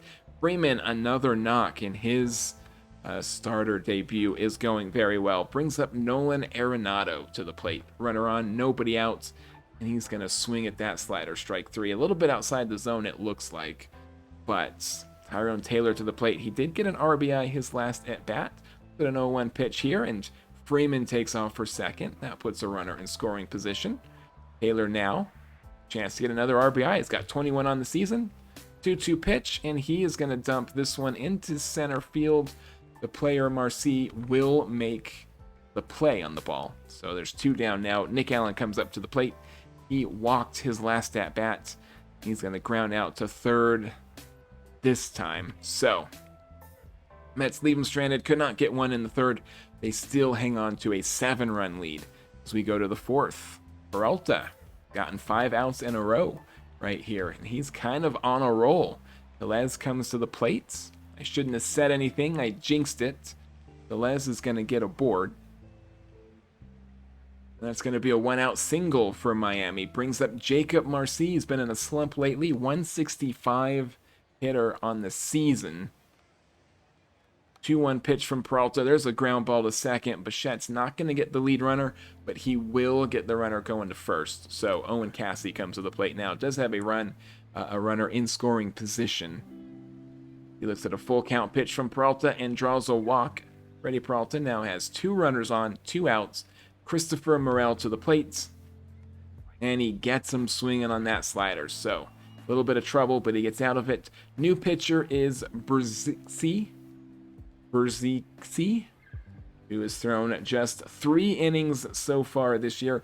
Did pitch an inning against us last night very effectively. So he should be tired here tonight as he gets Ronnie Mauricio to ground out to second. 1 down here in the fourth. Bo Bichette looks at a full count. And he's going to fly into right field. That will drop in front of Casey. There's a 1-out base runner for the Mets. And 14 pitches in. Zach is looking a little bit tired. I'm going to call him by his first name. I'm used to more vowels than his name has. Brings up Juan Solo. He soloed his last at-bat. He's got 2 on with 1 out this at-bat. And a very speedy Lim Sanity standing on first. So a base hit could score him. Not a base hit, but a double might score him. He strikes out anyways. Brings up Francisco Alvarez. Another 2-2 pitch. And Alvarez going to ground this one to second. So Zach does get out of that inning without giving up a run. We're headed to the 5th. Still 7 runs in the Mets' favor. It's a ground ball to Nolan Arenado. Easy routine play. 1 down in the 5th. Peralta is still cooking out there on the mound. It's his 7th strikeout. He's thrown 90 pitches. The odds of him getting 6 innings, not looking good, especially with that walk. But he is still doing well here in the 6th, or 5th at least. Xavier lines this one, and a good defensive play by Ronnie Mauricio gets Peralta out of the 5th. Ryan Gusto, the new pitcher for Miami, 4.09 ERA so far this season. He has struck out just 41 batters in 66 innings. He's got a full count pitch here to Tyler Freeman, who draws the walk. Good at bat for Tyler Freeman. Brings up Nolan Arenado to the plate. 9 home runs for Nolan so far this year, 43 RBIs. And he sends this one into right field. Easy play. Tyler Freeman does not get picked off there at first. So still just 1 out. Tyrone Taylor to the plate. First pitch here. And Freeman breaks to second. That's another stolen base for Tyler tonight. And there's another runner in scoring position for Taylor. He looks at an 0-1 pitch. Going to dump this into center field. It is going to be played by Marcy again, but Freeman will advance to third. So Nick Allen to the plate again. Runner 90 feet from home. He's got 17 RBIs so far this season. Looks at a 2-2 pitch and grounds out to second. So the Mets leave a runner stranded on third again. 2nd inning in a row. Peralta is indeed done after 5. He did strike out 7 or 8, so a pretty good outing for Peralta. But now it is Nolan's turn to take over. He's 428 on the season. A respectable 124 strikeouts so far this year, as he faces off against Kyle Stowers to lead off here in the 6th. That was a towering fly to right field, but there's going to be 1 down. Brings up Rowdy Tellez. Looks at a 2-2 pitch. He's 2 for 2 tonight. McLean will get him to pop up to Bichette at second. That's the second out. Brings up Jacob Marcy. Another 2-2 pitch. And this one's going to get past the shortstop into center field. So a 2-out single for the Miami Marlins brings up Owen Casey to the plate. Full count pitch. Good splitter there. Gets him swinging. And McLean gets out of that with just one hit allowed. We're headed to the bottom of the sixth. Back to the top of the order for the Mets. Ronnie Mauricio comes up to the plate. Had a grand slam a couple innings ago. He's going to get a single here tonight. And that brings Bichette up once again with the runner on first. Bichette is 2 for 3 so far tonight. 306 on the season. That payoff pitch he's going to send into right field, but it will be played by Owen Casey. And there is 1 out now for Lim Sanity to the plate against Ryan Gusto. And he's going to just take the walk there. So 2 runners on for Juan Soto once again. He's out of his slump, but he still's been a little bit quiet. He's going to ground into an out here. Does advance both of the runners. Brings up Francisco Alvarez with 2 in scoring position. 271 on the season, 17 home runs. Good chance, a good time to get number 18. 1-2 pitch. And Alvarez gets a hold of that one. It is gone in left field. Francisco Alvarez, number 18. Puts the Mets up 11-1. Brings up Tyler Freeman. He has so far reached in every at-bat. Walked twice and's got a hit so far tonight. He will strike out here in the 6th, however, but the Mets get 3 more. And it is a 10-run lead, comfortable lead for New York here as we go to the 7th inning. One is off the wall in left field over Lim's head. There's a leadoff double against McLean here. First pitch swinging is Hicks. And Lim will make the play on that one. So 1 out, 1 on. Curtis Mead comes up to the plate. 233 on the season. He's going to swing at that one and fly to right field, where Tyler Freeman makes the play easily. And back to the top of the order, Estuary Ruiz with a runner in scoring position. Swings at that slider, strike 3. Nolan McLean gets into a little bit of trouble, but gets out of it easily enough. Brings up Nolan Arenado to lead us off here in the bottom of the 7th. He's going to ground that one to third. He's 0 for 4 tonight with that ground out, so not a great night for Nado.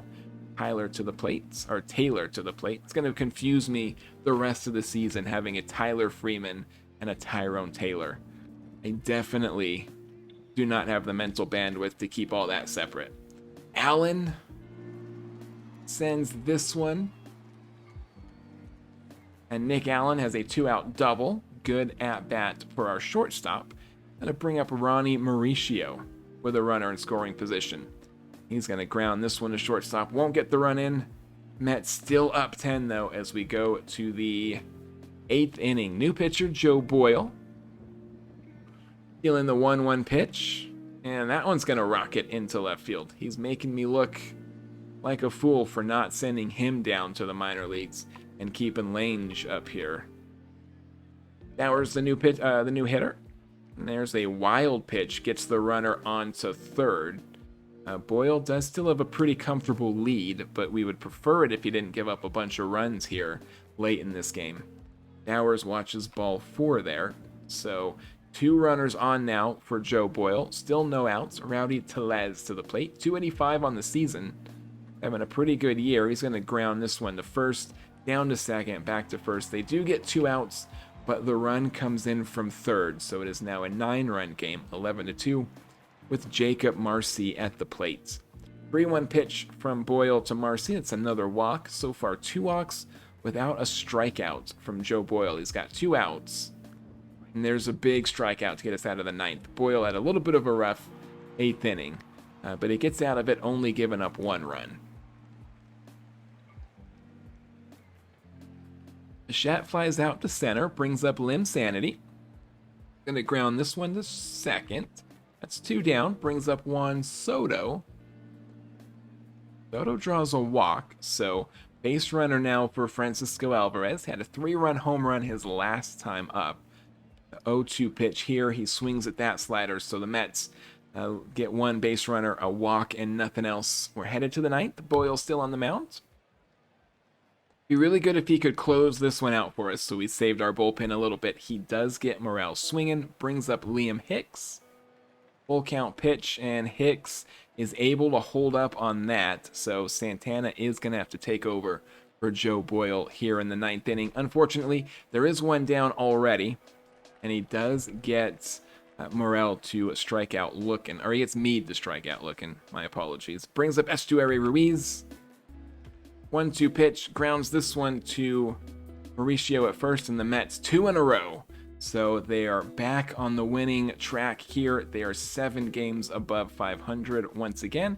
Good, decent outing from Peralta, and he definitely needed that. He has been struggling here lately.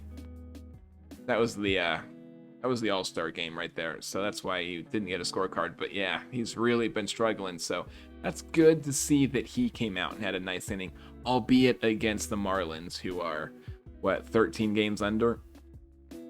Still not bad. And that's going to do it for July.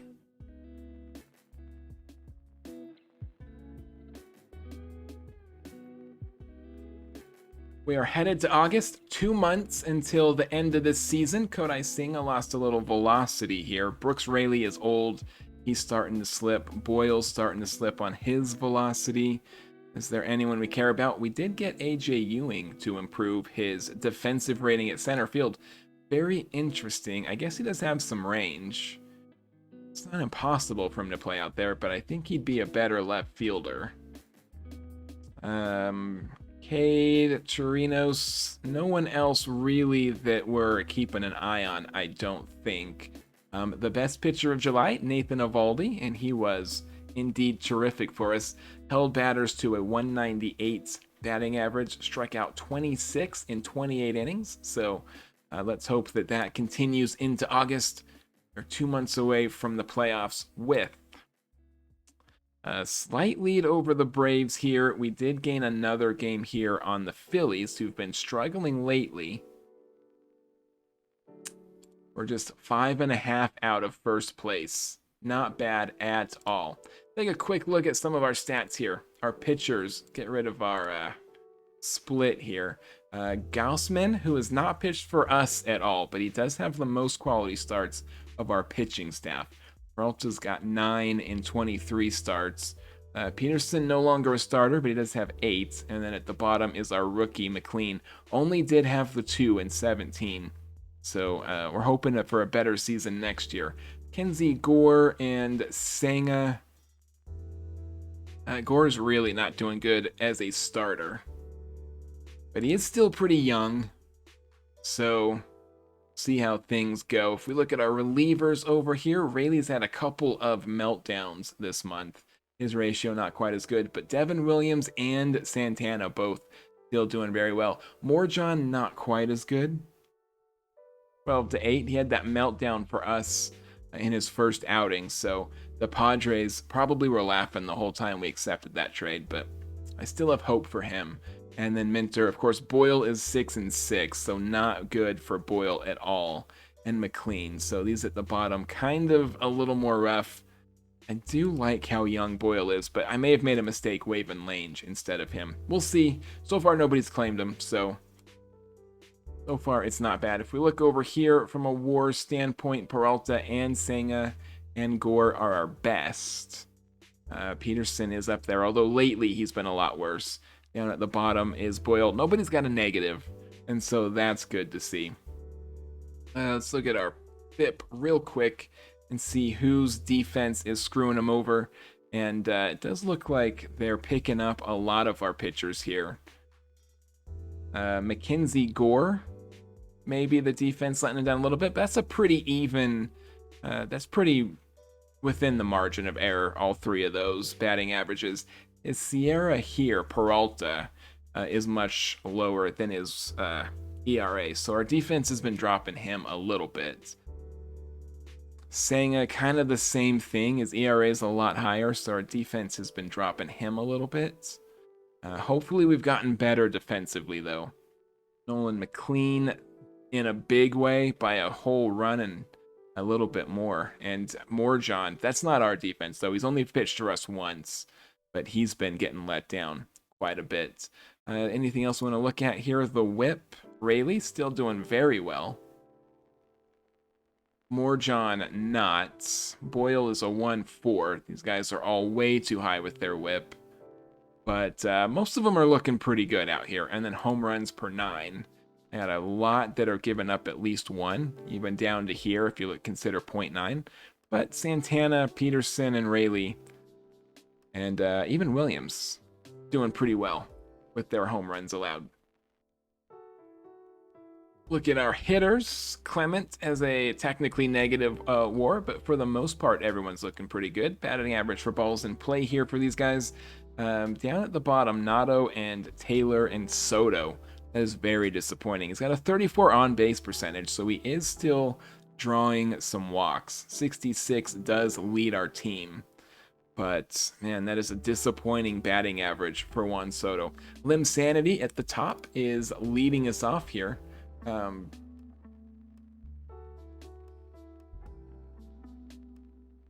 don't know if there's a way to give him a name or not. Yeah, editor. Nickname. Lim Sanity. Done.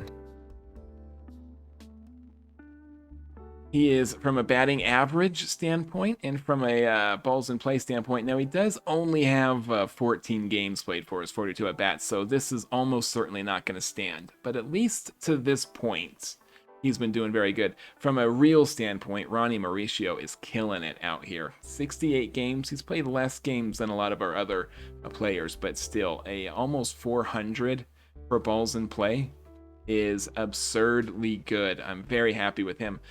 36 on-base percentage. Tyler Freeman also at 350. Bo Bichette having a great year. So I've got some really good hitters up here at the top. And then it drops off precipitously as we come down. I wanted to look at our team stats so far. Our batting average is climbing. It was under 240 back around June. So by the end of July, we have gotten it up to 11th in the National League. Our base running also is going up. This was negative a lot. We're now 3rd in base running, so those stats also are looking a lot better. Also, we've gotten some of these kind of up. Our WAR is 4th. Our runs scored is 5th. Home runs is 5th. So I think our offense is improving. Defense is staying very high. We've slipped a little bit. We were 1st in zone rating, and we're down to 3rd, but we're still plus 20. So it's still looking really good. Our pitching still technically, and it does not feel like it. Everyone else's ERA must be much worse because I feel like we've been giving up a lot of runs. Still, runs allowed we're 2nd, ERA we're 1st, hits allowed we're still 1st, opponent's batting average. So our defense is still holding on here, looking really good. We are giving up a lot of walks, but we are striking out a bunch, and I'm happy with here. This wins championships, this wins games, so definitely need to get this a little bit higher, but it's looking a little bit better. We did finish below 500 this month, so 2 months in a row, but not by much. And we're hoping, I mean, May was a long time ago. We had a great May. It was our only winning month, our only month with a winning percentage, if you not count March, of course. But here's to hoping for an August. Take a look at some of our younger players just to see if there's anybody that needs to move around. We did look at Benj recently. He's doing much better down here in AAA. We're going to leave him here until the end of the year. I think I've decided. So Benj, Ewing will probably get called up in September. I think he's doing well enough to deserve that. So we'll see what he can do coming off the bench for us. I don't think we're going to start him, but I think he can definitely come in off the bench during the roster expansion. Is there anyone else down here we wanted to keep an eye on? I kind of don't think so. I usually lock the people that I want to keep an eye on so I can find them easily. Pintaro here is doing better in AAA than he did for us. Still kind of struggling, though. His chances to get a roster spot are kind of shrinking so far. We go to the Rumble Ponies out here. Don't have anybody marked to keep an eye on. We've got a couple players that look like they'll be all right, so we'll just let the AI keep managing those guys. Down in Brooklyn, kind of the same thing. Nobody is really a standout down here. Already checked that one. Let's take St. Lucie. I think I have somebody in St. Lucie, don't I? No, we had a guy in St. Lucie and he wasn't doing very well, so I moved him down. I remember now. I moved him into, I think, this league here. Nope. He's not in this league anyways. Still nobody. We do have a couple people up here at the top that might not be too bad. This guy was our first round draft pick, Connor Camo, who I don't know if they even really get stats when they're down here in the rookie league, so it doesn't super matter, these guys, I guess. We could look. Are either of you ready to go to the, is it the Florida State League? This would be promoted to the Florida State. You could easily. Not really you. Who was the other one? Sean Dunlap.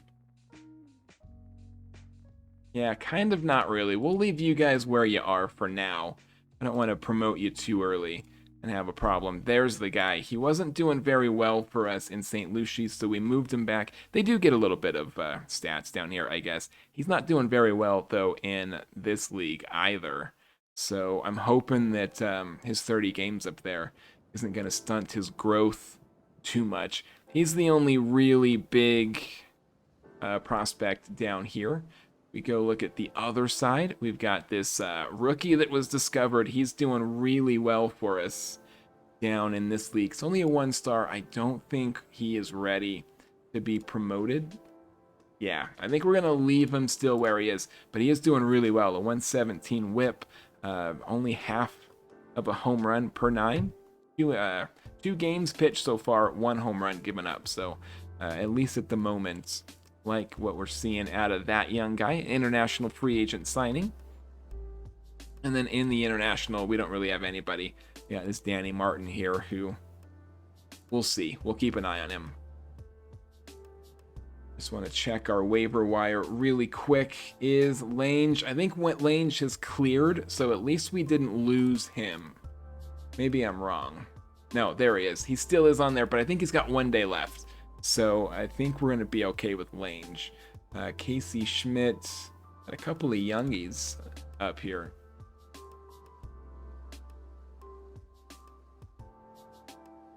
$26. He might be okay. How's Casey Schmidt looking? The pitcher. Interesting. Does he have pitching? There's pitching stats. What are his pitching ratings? I mean, he's not the worst pitcher. He's kind of a two-way player. Does have the arm to play third for sure. His bat's not the greatest. These are his pitching stats down here. There's McCutcheon. I don't think I'm really looking for anybody at the moment, so we'll probably not come out and sign anybody, but just make sure. You never know, somebody might waive a good talent, and we want to pick them up if it happens. So every now and then I want to check, how are we looking on these waivers? He still has 2 days left. I don't know what I'm thinking. Yeah, yesterday was the trade deadline, so no one's claimed him yet. Fingers crossed. We're going to play game, is this game 3? Yeah, we've taken 2. We got a 4-game series against the Marlins.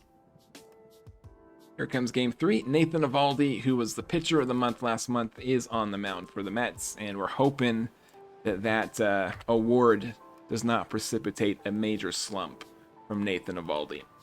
He's a good veteran.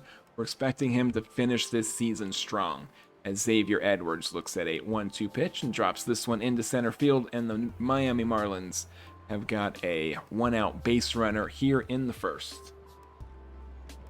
Good big strikeout there on Stowers for Eovaldi. So there's 2 down, runner on.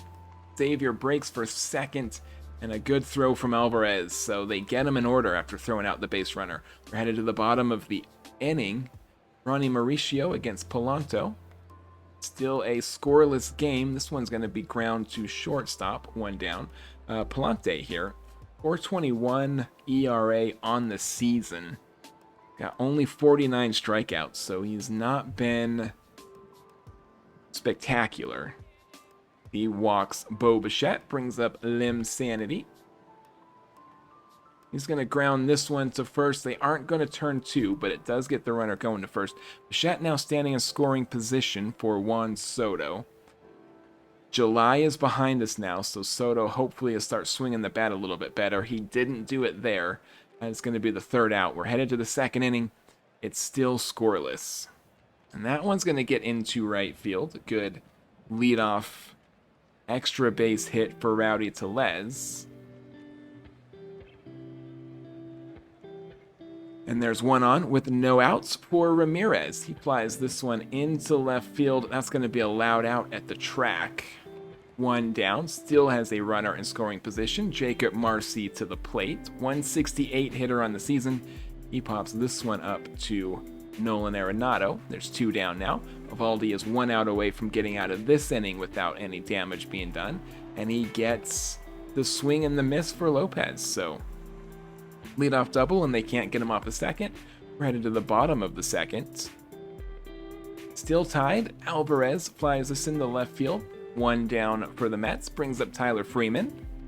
Very good game last night. And he draws a walk to lead off. I guess it's not a leadoff. Draws a 1-out walk here in the second. Brings up Christian Pache to the plate against Andre Palante. He's got a runner on. He's going to try and bunt him over. I think I don't mind that too much. Nolan Arenado's behind him, so he can almost certainly hit him in. He's hitting 286 with runners in scoring position. Rather than a sacrifice bunt, that's going to be he's thrown out at second. Let's get the runner on to third, however, with that hit. And so Nato to the plate, hitting 286 with runners in scoring position. Can he get this run in against Palante? Doesn't have to. A wild pitch will get the run in. Now Nato is at the plate with nobody on and 2 outs. 2-2 pitch. And he strikes out there. So a good thing that wild pitch was able to get the run in. Mets take a 1-0 lead into the third. 1-1 pitch here to Kelenic. That's going to get down in front of Pache in center field. So another leadoff hit given up by Eovaldi. He's had base runners on second in 2 of the 3 innings so far tonight. That's not ideal. Good ground out to Nolan Arenado there for the second out. Brings up Xavier Edwards. Edwards did get a hit in the first, and he's going to get a hit here in the second. The runner going to make it to home. Kelenic holds up at third, so the runner doesn't score. We've got him on the corners now with Kyle Stowers to the plate. Stowers is a good home run threat. He's got 20 on the season. 52 RBIs, is second in the Marlins lineup right now. And he looks at an 0-2 pitch, and this one is deep into left field, but it's not going to count for 3 runs. Mets hang on to a 1-0 lead. We go to the bottom of the third. Nick Allen, number 9 spot for the New York Mets, going to lead us off here. And he draws a leadoff walk. So the Mets have a base runner once again here in the third for the top of the order. Ronnie Mauricio, 9 home runs, 42 RBIs so far this year. Do not like that. I keep forgetting to change their strategy to say swing. You know, Ronnie's the leadoff guy. He shouldn't be bunting. And Bichette definitely shouldn't be bunting. 1-0 pitch on Bo Bichette. He swings at that one, but Allen is going to get on the second. So now there is a runner in scoring position. 1-1 pitch. Bichette grounds this to shortstop. Does advance Allen to third, so Lim Sanity to the plate with the run 90 feet from home. 372 in the season. Only got 3 RBIs. And he's going to draw the walk. That's a good at-bat for Ji-Sung Lim. Brings up Juan Soto. 2 on, 2 outs. Full count pitch. And Soto looks at a called strike 3 right on the inside corner there. A good pitch. Headed now to the fourth. And Eovaldi once again gives up a hit to the leadoff runner. The Marlins have had the leadoff guy on second base in at least the last 3 innings. Brings up Agustin Ramirez with a runner in scoring position. That's a big strikeout right there. He swings at a curveball. 1 down for Jacob Marcy. It's at an 0-1 pitch. This one's going to be flown into left field, so Eovaldi once again is an out away from getting out of this inning. but you just don't like that they're always getting a runner on second with no outs. It's the third inning in a row. He does get out of it. Mets still cling to a 1-run lead. We're at the bottom of the fourth now. Francisco Alvarez is leading us off with a walk. Mets have led off with a walk in the last 3 innings at least. Brings up Tyler Freeman. First pitch here, he's going to ground this one to third. They're going to get the double play on that. So 2 for 1 there for the Marlins. Brings up Christian Pache. Still a 1-run lead. Nobody on now, 2 outs, and Pache's going to get an extra base hit here. Puts a runner on second for Nolan Arenado. 5 walks and 2 strikeouts for Palante so far. He's thrown 78 pitches here in the bottom of the fourth. Cannot get a hit with a runner in scoring position here. 2-2 pitch. Wild pitch. Gets the runner on to third. It's now a full count for Nolan Arenado. He's going to work the walk. 9-pitch walk. That's the next best thing. Brings up Nick Allen. He got a hit his last time up, or did he walk? He walked his last time up. See if he can get a hit this time. Or another walk. That loads the bases. We'll take it. Brings up Ronnie Mauricio. Got the bases loaded. 42 ribbies on the season, hitting .317. And he watches a fastball strike 3. So the Mets load him up, but cannot get a run in. We are now headed to the 5th. Still 1-0 New York. And Eovaldi gets the leadoff runner out, finally, for the first time in 3 innings. There's 1 down here in the 5th. Ooh, line drive back to Eovaldi. That is a good play defensively there. 2 outs for the Marlins. Brings up top of the order Estuary Ruiz. And that's going to be a 2-out walk. So the Marlins do have a base runner here in the 5th. As Xavier Edwards is going to take the walk. Eovaldi's having trouble finding the strike zone here all of a sudden. Stowers to the plate again. Once again has the tying run on second. He struck out last time. And he struck out this time. Another big at bat there for Nathan Eovaldi. And he has so far pitched 5 scoreless. He's given up 5 hits and a couple of walks. But he's kept them from crossing the plate so far through 5 innings. Bo Bichette's going to ground out there. Brings up Lim Sanity. And that's strikeout called. The slider right on the inside corner there. So Soto to the plate. Nobody on. 2 outs. 2-1 pitch. And the ground to second base. It's a very 2 at bat right there. Eovaldi's still in. He's thrown 72 pitches so far out here in the 6th inning. Got Rowdy Tellez leading off here at the 1-1 pitch. We'll ground that one to first. 1 down in the 6th for Eovaldi. 0-2 pitch to Ramirez. And that's going to be a ground to shortstop. Nick Allen can make the play there easily enough. 2 down. Brings up Jacob Marcy. And Eovaldi's trying to get a good 1-2-3 inning here. He does get Marcy to pop this one up to first. Mauricio makes the play. Beautiful 6th inning. 6 innings pitched, no earned for Eovaldi. Another good outing for him here. New pitcher for the Marlins is going to be Monteverde. It's his first outing so far, so I don't really have any information about him. He's going to lead off against Alvarez. There's a strikeout. Catcher can't hang on to it, but he does fire it down to first. So 1 down for the Mets here in the bottom of the 6th. Clinging to a 1-run lead. Tyler Freeman flies this one into center. That'll be the 2nd out. Brings up Christian Pache. He doubled his last time out. Strikes out looking this time. So a good 1-2-3 inning for Monteverde. And we're headed to the 7th. Eovaldi still on the mound against Otto Lopez. Does save our bullpen when they can go deep like this. Gets Lopez to strike out looking. And it's 5 strikeouts and 2 walks given up by Eovaldi. He's only thrown 86 pitches. He could definitely get us the 7th here if he stays efficient like this. He does get the strikeout there on Kelenic, that cutter. So brings up the 9-hitter Morel. Looks at a 2-0 pitch. And Morel pops this one up. The shortstop Nick Allen coming in to make the play. So a good 1-2-3 inning for Eovaldi in the 5th and the 6th inning. We're headed to the, or 6th and the 7th, rather. We're headed to the bottom of the 7th. Nolan Arenado leading us off here. Full count pitch. And Nato gets this one to the third baseman. He can't field it cleanly. It's going to be ruled a hit. And that's a leadoff base runner for the Mets in the 7th. New pitcher is Fulton. Dax Fulton, 5.79 ERA through 9 innings. Going to face Nick Allen here to start this one off. Allen with a sacrifice bunt. He is going to get it down perfectly. Moves Nolan Arenado forwards. I don't mind that sacrifice bunt at all. Puts a runner in scoring position for Ronnie Mauricio here. Get a little bit of insurance for the Mets if we can. And Ronnie's going to dump this in center field. Nato's not very fast. He is headed home. And he is going to get there. So a good RBI for Ronnie Mauricio. The Mets manufacture a run here in the 7th and get a little bit of breathing room for their pitchers. It's going to be a ground ball by Bo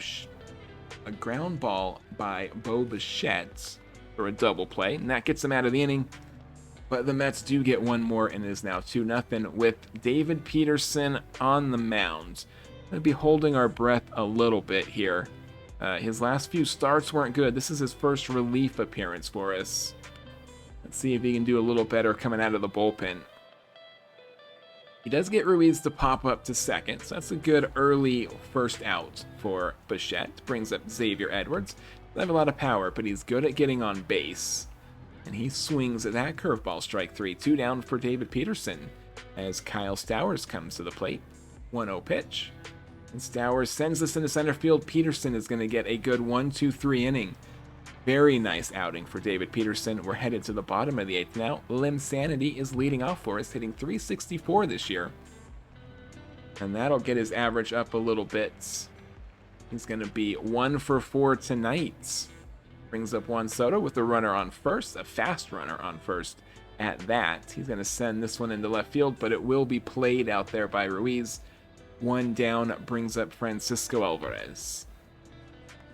Alvarez swings at the 1-2 pitch. That's the ground ball to third, so it does advance the runner to second. Freeman now to the plate with a runner in scoring position. New pitcher Kyle Bragg. He pitched against us 2 nights ago, I think, and he pitched very well. He's got 8 strikeouts, hasn't allowed a run yet in 6+ innings. He's going to face off against Tyler Freeman.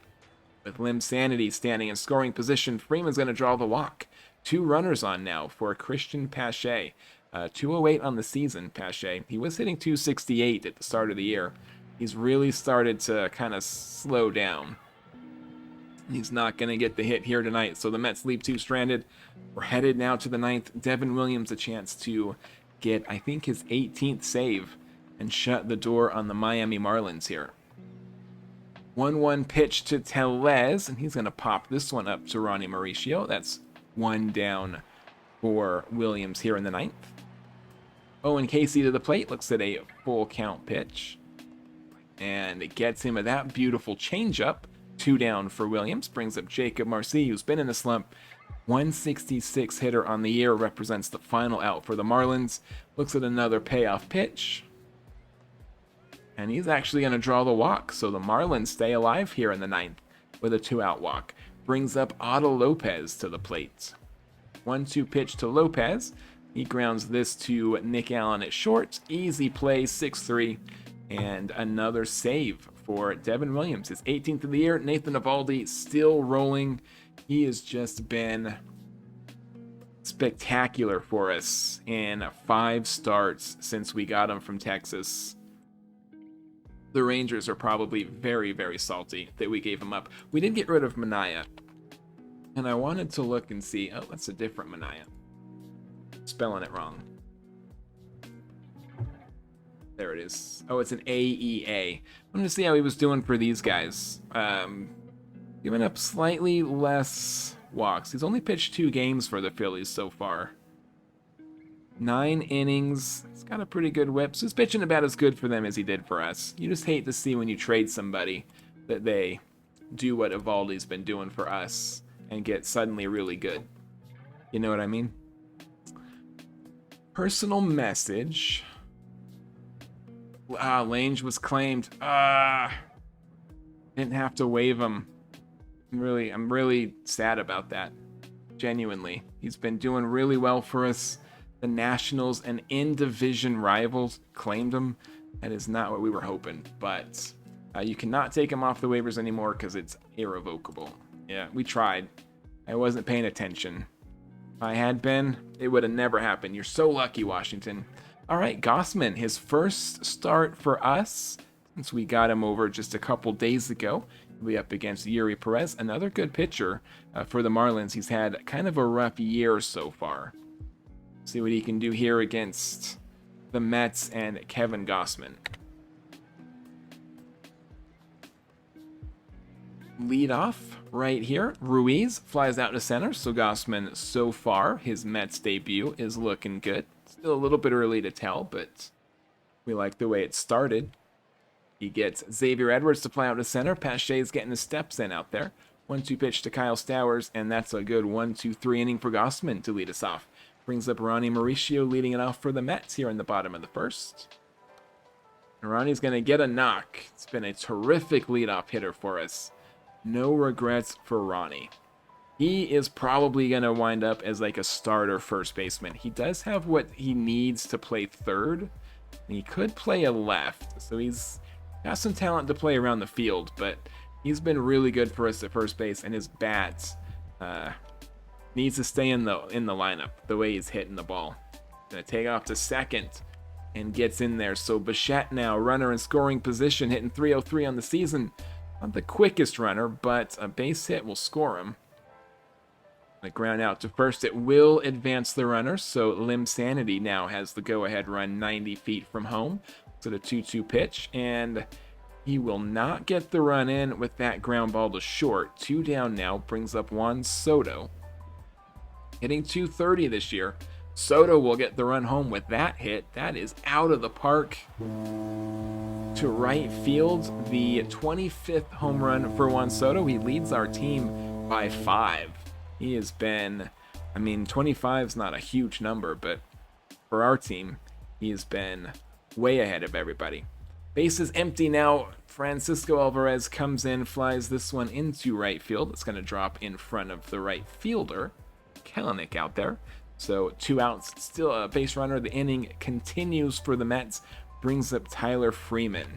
So the 1-2 pitch, and Freeman can't quite get that over the shortstop's head. That's going to be the inning, but the Mets do take a 2-run lead as we head to the second. Full count pitch here.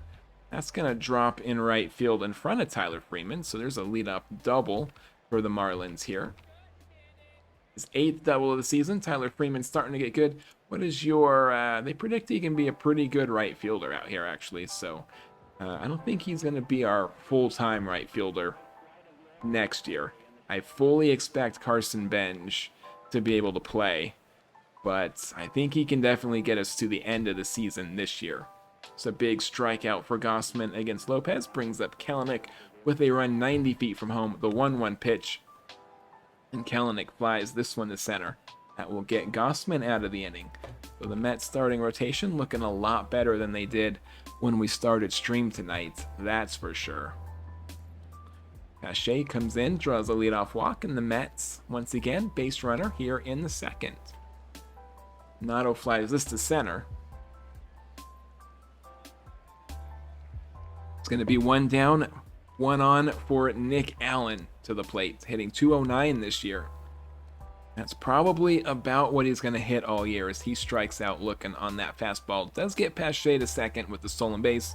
Ronnie now to the plate, 2 outs, runner in scoring position.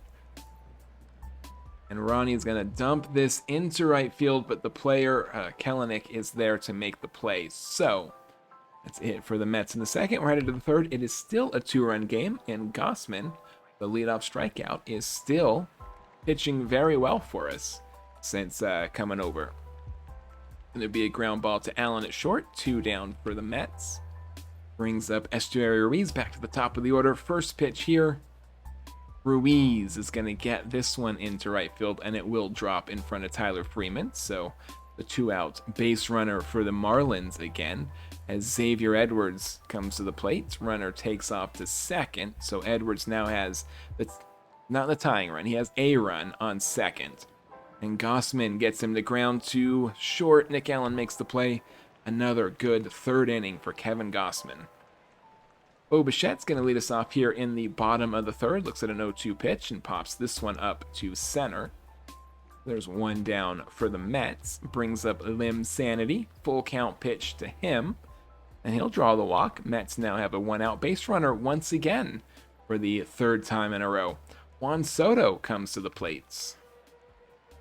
He had a 2-run home run last time. He's going to hit into a double play this time to end the inning. So that's going to be it for the Mets. We're going to the fourth. Still 2-0. Kyle Stowers at the plate, facing off against Kevin Gossman for the second time here tonight. Looks at a 2-2 pitch and watches strike 3. He goes down on strikes for the second time tonight. That's 4 strikeouts for Kyle Gossman. Has 115 this season so far. He is going to get... Oh, that's actually not going to be played. Marcy is going to get on. They're going to score that a hit. Bichette can't quite handle that one, so the run-out base runner for the Marlins. 0-2 pitch to Ramirez. This is going to get down in left field, and that's an extra base hit for Miami. We'll put the tying run in scoring position. Nobody scored on that one, but Otto Lopez to the plate now. Got the tying run on second. He's 222 on the season. He does have 61 RBIs. He looks at an 0-2 pitch, and a ground ball to Ronnie will get the second out here. So Gossman is now an out away from getting out of this inning as Kelenic comes to the plate. Jared Kelenic, 1-2 pitch, and that's down. That might score 2. And the Marlins, with a 2 RBI double from Kelenic, have tied this one up in the fourth. Christopher Morel now to the plate, still as a runner in scoring position. Looks at an 0-1 pitch. He's going to dump this one into left field. No, the player is going to be there to get it. Left field is getting late. I can't remember what's going on for us now. That's Lim Sanity, of course. Seems like Freeman, Beatty, Mauricio could play third if Arenado ends up leaving. Yeah, we have a lot of good potential at third. Beatty, I'm not so sure about. Got distracted now. I mean, he's not bad, I guess. His error's a little bit low. He does have... That's the outfield, actually. Let's look at his infields. Yeah, Beatty could definitely play third. I think that the Mets do play him in real life for third quite a bit. Clement also could move over there if he needed to. And, of course, Bo Bichette is who the Mets are playing at third in real life. So we do have some options there. Nolan doesn't have to stick around. He's hitting 220 this year. He might be coming off the bench next year. But I have not been disappointed with Nolan Arenado so far this year. Best player to ever play baseball. I stand by that. And I get him every year for Out of the Park. So I don't have regrets bringing him in. I don't know that we're going to re-sign him. Whatever happens after next year, we're not going to give him an extension. But I have liked having him this year. And he's been good for us. A positive WAR at the very least. A good leader, good veteran on our roster. Going to ground out to the pitcher here to end the inning, but the Mets still in a tie ball game, dead heat. We go to the fifth. 2-2. Gossman gets Mead to strike out to lead this one off. Brings up Estuary Ruiz. That's going to be a walk. So Gossman got through 3 really easy. He's having a little bit of trouble since the 4th inning. Good throw by Alvarez there. Gets the runner out. So there's 2 down now for Xavier Edwards. Gossman, the 2-2 pitch. Little ground ball. Swinging bunt to Alvarez. He's not going to get that one. A good infield single for Edwards. Again, Gossman's got a runner on first. Edwards is going to get into second this time. No throw from Alvarez that time. 0-1 pitch. 2-2 pitch to Stowers. And he gets him swinging 3 times. A strikeout for Stowers. All right, Nick Allen's going to lead us off here in the bottom of the 5th. 0-2 pitch. And he's going to strike out to lead us off. Brings up Ronnie Mauricio. Ronnie definitely could play third base as well. And we had him over there for a while, as a matter of fact, earlier this year. But I think Nolan's a better defensive third baseman, so that's why he's in right now. Mets go in order. We're headed to the 6th inning now. It is still tied 2-all. That one gets down in front of Tyler Freeman. Adrian Morejon is coming in. The last time he was in, he gave up a grand slam to the first batter and blew the lead for us. So, everyone shut your eyes and cross your fingers. Morejon is taking his second appearance as a Met. He does get Ramirez to strike out for the first out. Otto Lopez to the plate. Still has Jacob Marcy, the very speedy outfielder, standing on first base. That sacrifice hit, not going to get it done. Runner's thrown out at second, so there's 2 outs and a runner on first still. And there's the strikeout. So Adrian Morejon comes in with a couple of good pitches and gets out of that inning. It's still tied as we go to the bottom of the second. And Lim Sanity leads us off. Another little swinging bunt for him, and he's going to beat the throw. So the very speedy Ji-Sung Lim is standing on first for Juan Soto. The go-ahead run is on the base path. And Soto gets this one down out there. I think Lim can get first to third here. And he is trying at least. So the Mets now have runners on the corners. Yuri Perez still is in. He was the starter. He's thrown 87 pitches so far. He's got the go-ahead run now 90 feet from home for Francisco Alvarez to the plate. 18 home runs this year.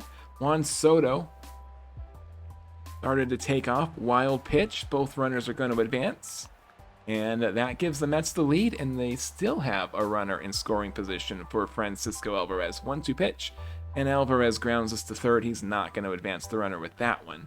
One down for the Mets here in the 6th. Brings up Tyler Freeman, 295 hitter on the season. He sends the 1-2 pitch into center field. It'll be the second out for New York. Still a runner on second. Pache to the plate. And he sends the 2-2 pitch into left field, but they're going to make a play on that one easily enough. So the Mets leave a runner stranded on second, but do get the lead. We're headed to the 7th, clinging to a 1-run, 3-2 lead. Christopher Morel is leading it off for the Miami Marlins. Adrian Morejon is still on the mound for the Mets. And he gets Morel to ground out to first. Good unassisted out for Ronnie Mauricio. Brings up Curtis Mead, who looks at that strike 3. Third strikeout from Morejon so far tonight. And now he's back to the top of the order, facing off Estuary Ruiz. 2-2 pitch here. And there's a good strikeout. Alvarez couldn't hang on to it.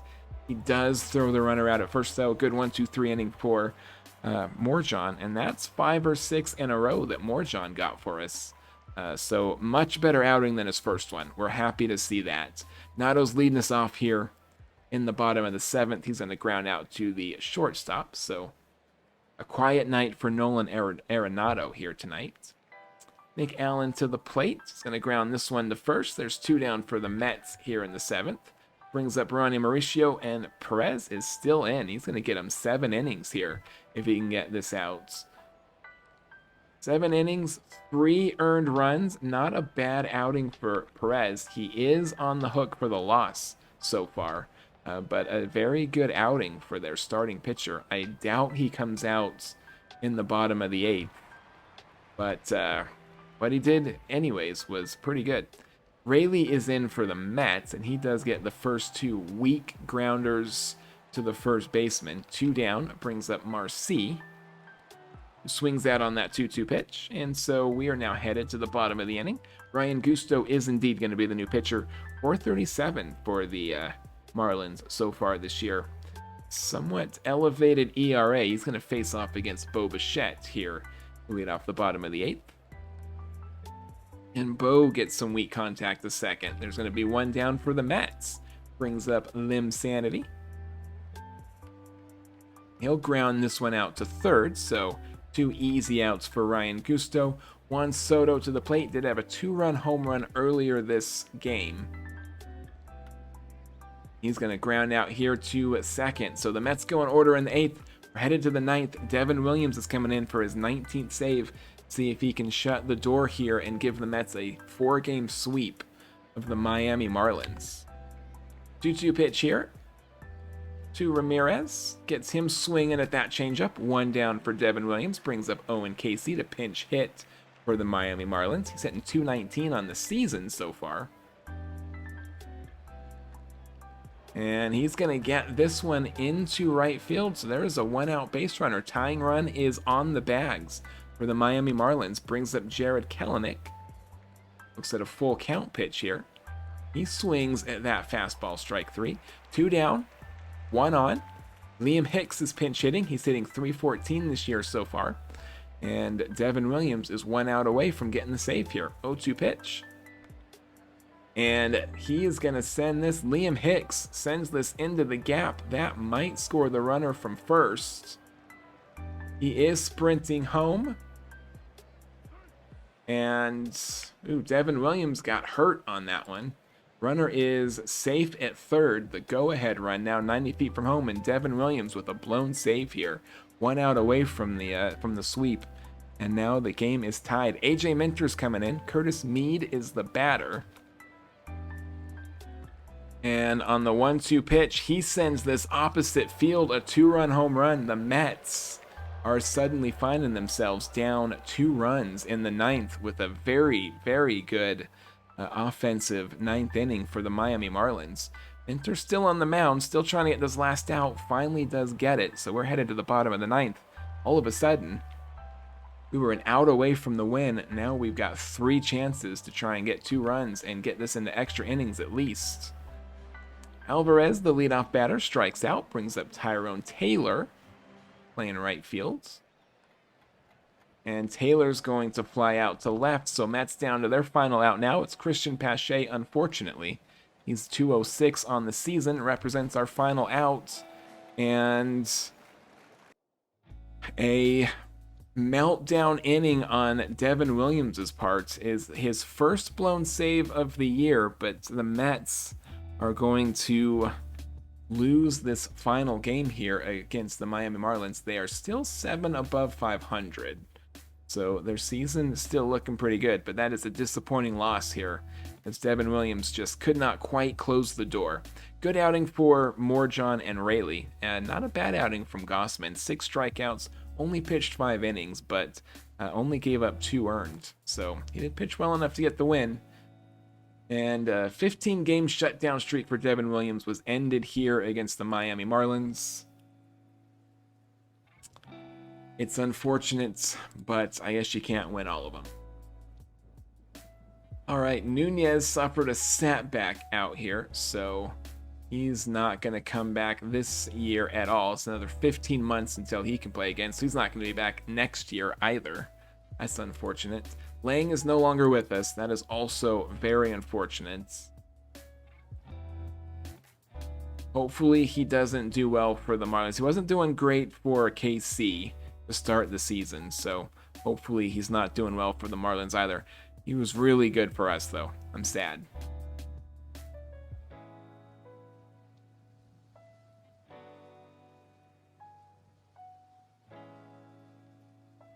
Getting upset about my role on the team. Give me the respect I deserve. I expect you to play as a starting catcher. You've lost your mind, Terens. And he is pretty good defensive, but it's not going to happen. So you keep it up. You don't get a contract next year, which you probably won't be mad because he could probably start somewhere else. So we were that far away from being 4 games out of first place. We did fall back a game here. With that loss, unfortunately. We are also sliding in the wild card. It's getting very tight here if we're going to actually make a playoff. We were looking pretty good, but we had a very rough June and July.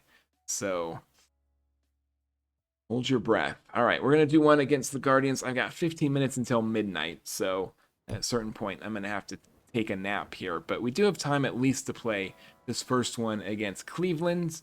I will try to get us to the end of the month so we can do the roster expansion, at least a little bit here, but I'll advance us a little bit between now and the next stream. But let's play this one against the Guardians, at least.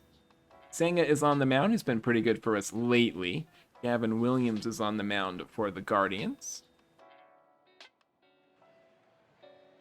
We need to get this one and not fall into a losing streak here after we took 3 of 4 against the Miami Marlins. There's a good leadoff single from Ronnie Mauricio. Brings up Bo Bichette here in the first inning. Got a runner on, and he strikes out. Bichette lately is a little bit spotty. It's going to be okay, because we very well might trade him in the off season. So him not playing super well will make it a little bit of an easier pill to swallow. Lim Sanity now has a runner in scoring position. He swings at a very bad curveball. That almost hit him. But that strike 3 brings up Juan Solo now, 2-2 pitch, and let's get a runner on second. Can't get him in. We're headed to the bottom of the first. Still scoreless. Kodai Senga, his first batter tonight, gets him to ground out to the pitcher. That's an infield. Oh, he's out. All right. It was very close. Beat him by half a step. Brings up Chase DeLauter. 259 on the season so far. He shoots this one into left field, so that will be a 1-out extra base hit for the Guardians. And they've got a runner in scoring position with just 1 out. Jose Ramirez to the plate. And good forkball. That ghost fork gets the strikeout. So, Mets now 1 out away from getting out of this one. There's a runner still in scoring position. Rhys Hoskins, 17 home runs, 42 RBIs. Looking to get this runner home from second. He's going to get it done with that one into center field. The runner's rounds for home. Pache gets it in, but not in time. And the Guardians take a 1-0 lead here in the first. Naylor keeps the hit parade going. The Guardians get another runner into scoring position, and Senga having some trouble here in the first. Got George Valera to the plate, 265 on the year. Can he get out of this inning? Full count pitch does get him to swing on that fastball, and he does get out of it. 1 run comes in, so the Mets now trailing this one 1-0 with Alvarez, leadoff batter, striking out here. Brings up Tyler Freeman, looking at a full count, and he holds back, but that cutter is a called strike, so 2 down for the Mets. Brings up Pache. He gets Wood on the bat, but it's going to be tracked down in right field. Mets go down in order. We are headed to the bottom of the inning. Still down 1-0. And Senga is still giving up base runners. There's a walk to lead this one off. Comes right back with a strikeout against Gabriel Arias. So 1 down now for the Cleveland Guardians. Brings up Rocchio with a 2-0 pitch. Trying to bunt the runner over. Can't get it done. Good strikeout there. So 2 down now. Back to the top of the order. CJ Kayfus hitting 210 on the season. And gets him swinging. So leadoff walk, but he gets the next 3. Does Senga. We're headed to the 3rd inning now. It is still a 1-run game with Nolan Arenado leading us off here in the 3rd. And he's going to get this one down in center field. So a leadoff hit for the Mets, their second one of the night, their second base runner of the night. That's going to bring up Nick Allen, the number 9 hitter for the Mets, trying to bunt Nolan Arenado over. Couldn't get that one down. So with 2 strikes, he's swinging away, and he's going to line that one to the shortstop. Brings up Ronnie Mauricio. He's got our only other hit so far tonight. He's up with an out and a runner on first. He sends this one into right field, and that's going to get down. The 1-out double. It won't score Nolan Arenado, but it puts 2 in scoring position for Bo Bichette, and it puts the tying run 90 feet from home. Gavin Williams, 5 strikeouts so far tonight, pitching to Bo Bichette. Full count. And Bichette gets this one down in right field. That will score Nato. And only Nolan Arenado. Mauricio doesn't make it in, but Lim Sanity to the plate. Go-ahead run is now 90 feet from home. And he looks at an 0-2 pitch and gets this one into the outfield. That should be deep enough to get Ronnie in. So the sac fly gives the Mets the lead here in the 3rd. And then Juan Soto flies this one out to right field. So Mets do get 2. They take the lead here in the 3rd. And that's the end. Kodai Senga got injured out there, so he's only going to get 2 innings pitched. Once again, our bullpen is going to be called on to do quite a few innings here. McLean does have some stamina here, so there's a chance he could eat a couple of innings if he can do well. Doesn't do great after about the second time through the order. That's why he was having trouble as a starter. So he should at least be able to get us 9 outs, depending on how efficient he is. And he does get a 1-2-3 inning here in the third. So we're headed to the fourth. Matt's still up a run. Gavin Williams still pitching to Alvarez. Alvarez, not quite enough to sneak that over the wall. 1 down for the Mets. Tyler Freeman to the plate. Looks at a 2-1 pitch. He sends this into right field. So the Mets getting some hard contact. Some loud outs for them here. That's a good sign. That keeps up. Eventually these balls are going to start finding turf out there. And we should start getting a couple runs to cross the plate. They do go down in order. But those were 3 loud outs. Naylor to the plate. McLean still pitching. He's come in and got 4 outs in a row. No strikeouts, but also no walks. Valera spoke way too soon. That's going to be off the wall in left field. I jinxed him. Sorry, McLean. So now the tying run is in scoring position for Ralphie Velazquez. Designated hitter. He's hitting .067 this year. And McLean's going to get him to ground to the pitcher there. So 2 outs now. Runner still in scoring position. Gabriel Arias to the plate. 220 on the season. First pitch here swinging. This is into left field. And Lim is there to make the play. So Mets headed now to the 5th. Still clinging to a 1-run lead. Nolan Arenado leading off. He did get a hit his last at bat. He's going to fly this one into left field. Another loud out for the Mets. Not great that they're outs, but there is solid contact. As Nick Allen with a 2-out single. And that brings us back to the top of the order. 322 on the season is Ronnie Mauricio. 9 home runs, 43 RBIs. He's coming in with 1 out and a runner on first. Against the new pitcher, Ben Lively. He's going to strike out there. Lively, his very first appearance so far this year, got Mauricio to strike out. Brings up Bo Bichette, who is once again hitting over 300. And that's going to get his average up a little bit more with that extra base hit. Allen's not going to make it home from first, but Lim's sanity now to the plate. He's got 2 in scoring position. Full count pitch, and Lim is going to ground this one to second. Not going to be able to get the run home there, but Mets still clinging to a 1-run lead as we go to the bottom of the 5th. McLean still pitching. He's allowed 1 hit so far. No walks. No strikeouts either. Ooh, that was a towering fly ball by Kefus. 2 down for McLean. Brings up Chase DeLauder. First pitch here, ground ball to second. A couple of very good, 3, as a matter of fact, very good innings from Nolan McLean. He's doing so good coming out of the bullpen. That fills us with hope as we near the end of this season. Alvarez draws the walk after Soto strikes out, brings up Tyler Freeman with the runner on first. Like Alvarez thought about running there, but gonna have to come back because of the fly ball. Brings up Pache, 2 outs now. Runner still standing on first, and he does get that one over the shortstop's head. So a 2-out base hit for Pache puts him on first and second. Nolan Arenado to the plate. 286 hitter with runners in scoring position. And that is the situation right now. New pitcher for the Guardians is Trevor Stephan. 2.17 ERA through 49 2/3 innings. And he gets Nolan Arenado to swing at that slider. So, Mets could not get the run in the 6th. Right into the bottom of the inning. First strikeout for McLean there to lead this one off. Brings up Rhys Hoskins. Looks at a full count pitch.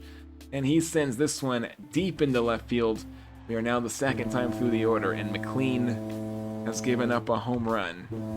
2-2 pitch now to Naylor. 2nd time through the order is when McLean usually has his trouble, and it looks like it's starting to happen. They're going to give him the hook there in the 6th. So with a runner on first, Adrian Morejon comes in to face George Valera. Lefty on lefty matchup here, and Morejon gets him swinging. Brings up Ralphie Velazquez. Morejon trying to keep the tie. He is going to walk Velazquez. And that brings up Gabriel Arias. 219 hitter. And he swings at that fastball, strike 3. So, Guardians do tie it up. We're headed to the 7th. Score is even, 7-all, with Nick Allen leading it off. And he's going to open this frame with a strikeout on a fastball. Back to the top of the order for the Mets. Ronnie Mauricio to the plate. 2 for 3 tonight. They get this one to right field, and Valera makes the play. Brings up Bo Bichette. And Bichette strikes out. So Mets go down in order here in the 7th. Orjon still pitching. He had a good inning last time out. Ground ball to Allen. He's not going to get it in there in time. So there's a base runner. And then Alvarez, strike him out, throw him out. A very good sequence there for the Mets. They try the run and hits. Or the hit and run, maybe. Either way, 2 outs. Morjon is tired right now, but he does get through the 7th inning. We're headed to the 8th. It's still tied. New pitcher Tim Herrin comes in. He's got a 4.12 ERA so far through 54 innings pitched, 63 strikeouts. He's facing off against Lim Sanity, 360 batting average for Ji Young Lim. That is an error on the first baseman. Can't handle it, so the runner will be safe. Soto to the plate now. Runner on first. First pitch. Ooh, a little backdoor pickoff attempt, but Lim is back safe. Runner goes now. Ground ball to shortstop. Does put the go-ahead in scoring position for Francisco Alvarez. And they're just going to walk him to get to Brett Baty. Pinch hitter, Brett Baty, coming in for Freeman. Is Freeman behind Alvarez, I think? New pitcher is Hunter Gaddis. 4.17 ERA so far this year. And it is a righty on lefty matchup. So, 1-1 pitch to Brett Baty. His first outing since coming back. And he's going to fly out to center field. How you doing, Ergo Doctor? Welcome in. And then a strikeout there on Christian Pache. So the Mets get a runner on second. Cannot get him home. We are headed to the bottom of the 8th. It is still tied. 2-2 pitch. This one is into center field, but Pache can make a play on that one. 1 down for Brooks Raley. Did have a bit of a meltdown his last time out, so see if he can bounce back here as he does get Hoskins to strike out. Brings up Bo Naylor. Bo Naylor has been on fire lately. 352 batting average this year so far. Surely he has not played 100-some games. He's going to get the 1-out single here. Brings up George Valera. And Valera into center field. Pache can make the play. So we're headed to the final frame. It is still a tie game. Project Hail Mary. Great movie. Excellent book. Very nice. See it in the movie theaters. They don't get much business anymore. A lot of the movie theaters around here have been closed. They've shut their doors lately. Nolan Arenado is leading us off here in the 9th. The Mets 3 chances to get a lead here and let, probably not Devin Williams. It was 2 nights ago that he came out and blew that save, so he should be good to go again tonight if we can get an edge. Allen with 1 out does get this one into left field.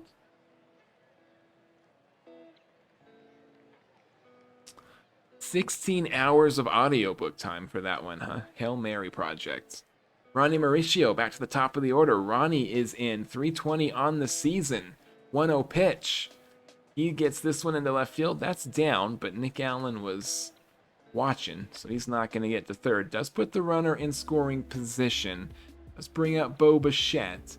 20 home runs, 66 RBIs. He's second on our team in both those stats. But a 1-0 pitch. Gets this one into right field, and that's the 2nd out for the Mets here. Brings up Lim Sanity against the new pitcher, Cade Smith, a 3.35 ERA for Cade Smith. Lim Sanity, the final chance for the Mets here in the 9th, looks at an 0-2 pitch and swings at that slider, strike 3. So we are headed to the bottom of the 9th. Raley is still pitching, trying to get us into extra innings here. Does get the lead off Velasquez to strike out. Brings up Arias. Looks at a 2-1 pitch. That's going to get down in left field. So a base runner for the Guardians here in the ninth. Mets just lost a game in the bottom of the ninth in their last game. Can they hold on here? And it's not for the win, but can they keep them from scoring in the bottom of the ninth again? We've got a little bit of an epidemic going on here where we just give up runs in the final half frame. And that's going to get down. The runner is holding at third. They've got him on the corners now. Just 1 out. The bottom of the order both got on. That is disappointing. Pinch hitter is, I guess not a pinch hitter. Schneemann was the regular hitter. He strikes out looking, brings up De La Tour. 2 outs, 2 on. The walk-off run is on third. Minter deals first pitch, gets this into center field. Pache charging in, and he's going to make the play. Mets get out of that one. Yeah. I'll definitely look it out. My brother-in-law's been trying to get me to read that Dungeon Crawler Carl series. I guess that's what he's into, and he's been big on getting me to read that. We're headed to extra. The free runner is Lim Sanity, very speedy, standing out there in second. Juan Soto is going to be the batter, down hitting .231. His batting average has been very bad so far this year, and they're just going to walk him. That brings up Francisco Alvarez. He's hitting much better this year, .268. 18 homers, 49 RBIs. He's got a runner in scoring position. And he sends the 1-2 pitch back to the second baseman. They will get the runner. Ooh, they get a double play there. That was rough. I thought they were only going to get the second baseman. Both are out, so Brett Baty now to the plate. 2 outs. Go-aheads on third. And they're just going to walk Brett Baty. That's probably a good play. It brings up Pache to the plate. He's only .206 on the season. And he can't get that over the second baseman, so the Mets cannot get the run in from second. They're headed to the bottom of the 10th. The winning run is in scoring position. They're just going to walk Jose Ramirez to get to Rhys Hoskins. The 1-1 pitch here. Pop this one up. Infield fly will be in effect. Is 1 down. Brings up Bo Naylor, who's been on fire. He's 3 for 4 tonight. Got a hit his last at-bat. He's going to strike out looking there, so Minter now 1 out away from getting us into the 11th inning. Looks at George Valera, .265 on the year. It's going to hit the batter. So bases loaded now. That's irrelevant. The only run that matters is the run on third. Ralphie Velasquez to the plate. Designated hitter, .062 hitter on the season. He gets this into center field. That is tracked down by Pache, and Guardians loaded up, but the Mets get out of it. So we're headed to the 11th inning. Pache now standing on second base. Nolan Arenado leading us off. First pitch, he's trying to bunt the run to third. Couldn't get it down. Grounds this one to third, so now there's 1 out for the Mets. Brings up Nick Allen. He's 2 for 4 tonight so far. .214 on the season. 1-2 pitch. He's going to strike out swinging. So back to the top of the order. Ronnie Mauricio is in. John Armstrong still pitching, .412 ERA. 2-2 to Mauricio, and he gets this one through. Is Allen going to score from second? Doesn't have a lot of speed. He is in at least. So the Mets take a lead in the top of the 11th.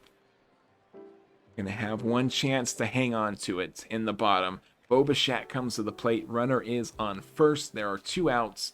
First pitch here. Bichette pops it up into shallow left field. The second baseman makes the play, but the Mets do have the lead. Devin Williams with a chance to get his 18th or 19th save. I forget where he's at, but he did blow the save the last time out against the Marlins. Runner is on second. Manzardo at the plate. 1-2 pitch. And he gets him to strike out. Brings up Rocchio, who's been in a slump. .229 on the season. Full count pitch here. And he loses him on a walk. So we're back to the top of the order for the Cleveland Guardians. Tying a run in scoring position. The go-ahead run is on first. Devin Williams still on the mound. And That is a 4-pitch walk. So that's going to do it for Devin Williams. He could not get it done. Brings up David Peterson now.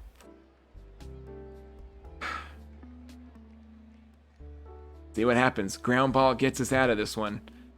2-2 pitch. And that one is going to get the tying run home. A towering ball into left field. They do get him home, so the game is now tied. The winning run is now 90 feet away. And Peterson gets the strikeout, so we're headed to the 12th. Mets could not hang on to it in the bottom of that inning. It is a marathon game here tonight. Lim Sanity's leading us off. Go-ahead run once again on second. Says, are you winning, son? We're not winning at the moment, no. We are in a tie dead heat game in the 12th inning. Bo Bichette's still on second. Juan Soto to the plate. They're not going to mess with him. That brings up Alvarez. Last time up, hit into a double play. See if he can do a little better this time. 1-0 pitch. He can do a little better. Not much better. So that's going to be tracked down by the second baseman. Brings up Ernie Clement, who is in left field now for Beatty. Don't know why that happened. Hope Beatty's not injured. 0-1 pitch here. Ernie Clement's going to fly out to right field. So Mets could not get the run in the 12th. We're headed to the bottom of the inning. And the winning run is standing on second. Bo Naylor sends this one into center field. That should be enough to score. And the Mets lose it in the 12th inning. A very disappointing loss for New York. Blown save here by Devin Williams. Peterson got the blown save, I guess, but Williams was the one who couldn't quite get it done. And the Mets, very disappointing loss in this first game against the Cleveland Guardians. So we're starting off August kind of on the wrong foot once again. The Braves have been winning. The Mets have been losing. We are fighting for a spot in the wild card here, and it is not looking good lately. Some of the moves we've made, maybe not the best ones, but I think that we set ourselves up for next season. That's kind of what we're looking for. Our offense is getting better, but our team's just losing every game. Our pitching, I feel like our pitching just keeps letting us down. Our offense, though, we only scored 3 runs that time, so definitely our offense was the problem that game. But overall, we won a 2-0 game here. That was a good shutout. We scored 11 runs there. Scored 9 here, but our pitching gave up 10. Our pitching gave up 13 there. It's just kind of a little bit of each. We're just not good enough in either stats to really be pulling ahead here. We're still just 6 games above 500. We were 11 games up at the start of June. So it's been rough lately. But it is midnight now and my voice is raw, so we're going to call it here. We will be back tomorrow. Tomorrow, I don't think we're going to do this tomorrow. I'm going to give myself some time to get ourselves towards the end of August, and then we'll pick it up maybe next Friday or next Wednesday, but probably next Friday. Give me a chance to play some of these games. It's a tight schedule here lately, so I'll need a little bit of time to get these, but we'll move ourselves ahead at least to here, and we'll do the roster expansion, and then we'll hopefully be able to get into the playoffs. We will do the playoffs in the offseason live. I won't put us ahead in those games, but we'll skip ahead a little bit here. So tomorrow, I'm not sure what I'm going to do, but hope to see you guys then. At any rate, hope to see you the next time we're playing Out of the Park, and I hope you guys have a great rest of your nights. Peace out, Ergo Doctor. Thanks for stopping by tonight, and Jerron, if you're around, thanks for stopping in as well, and bye-bye.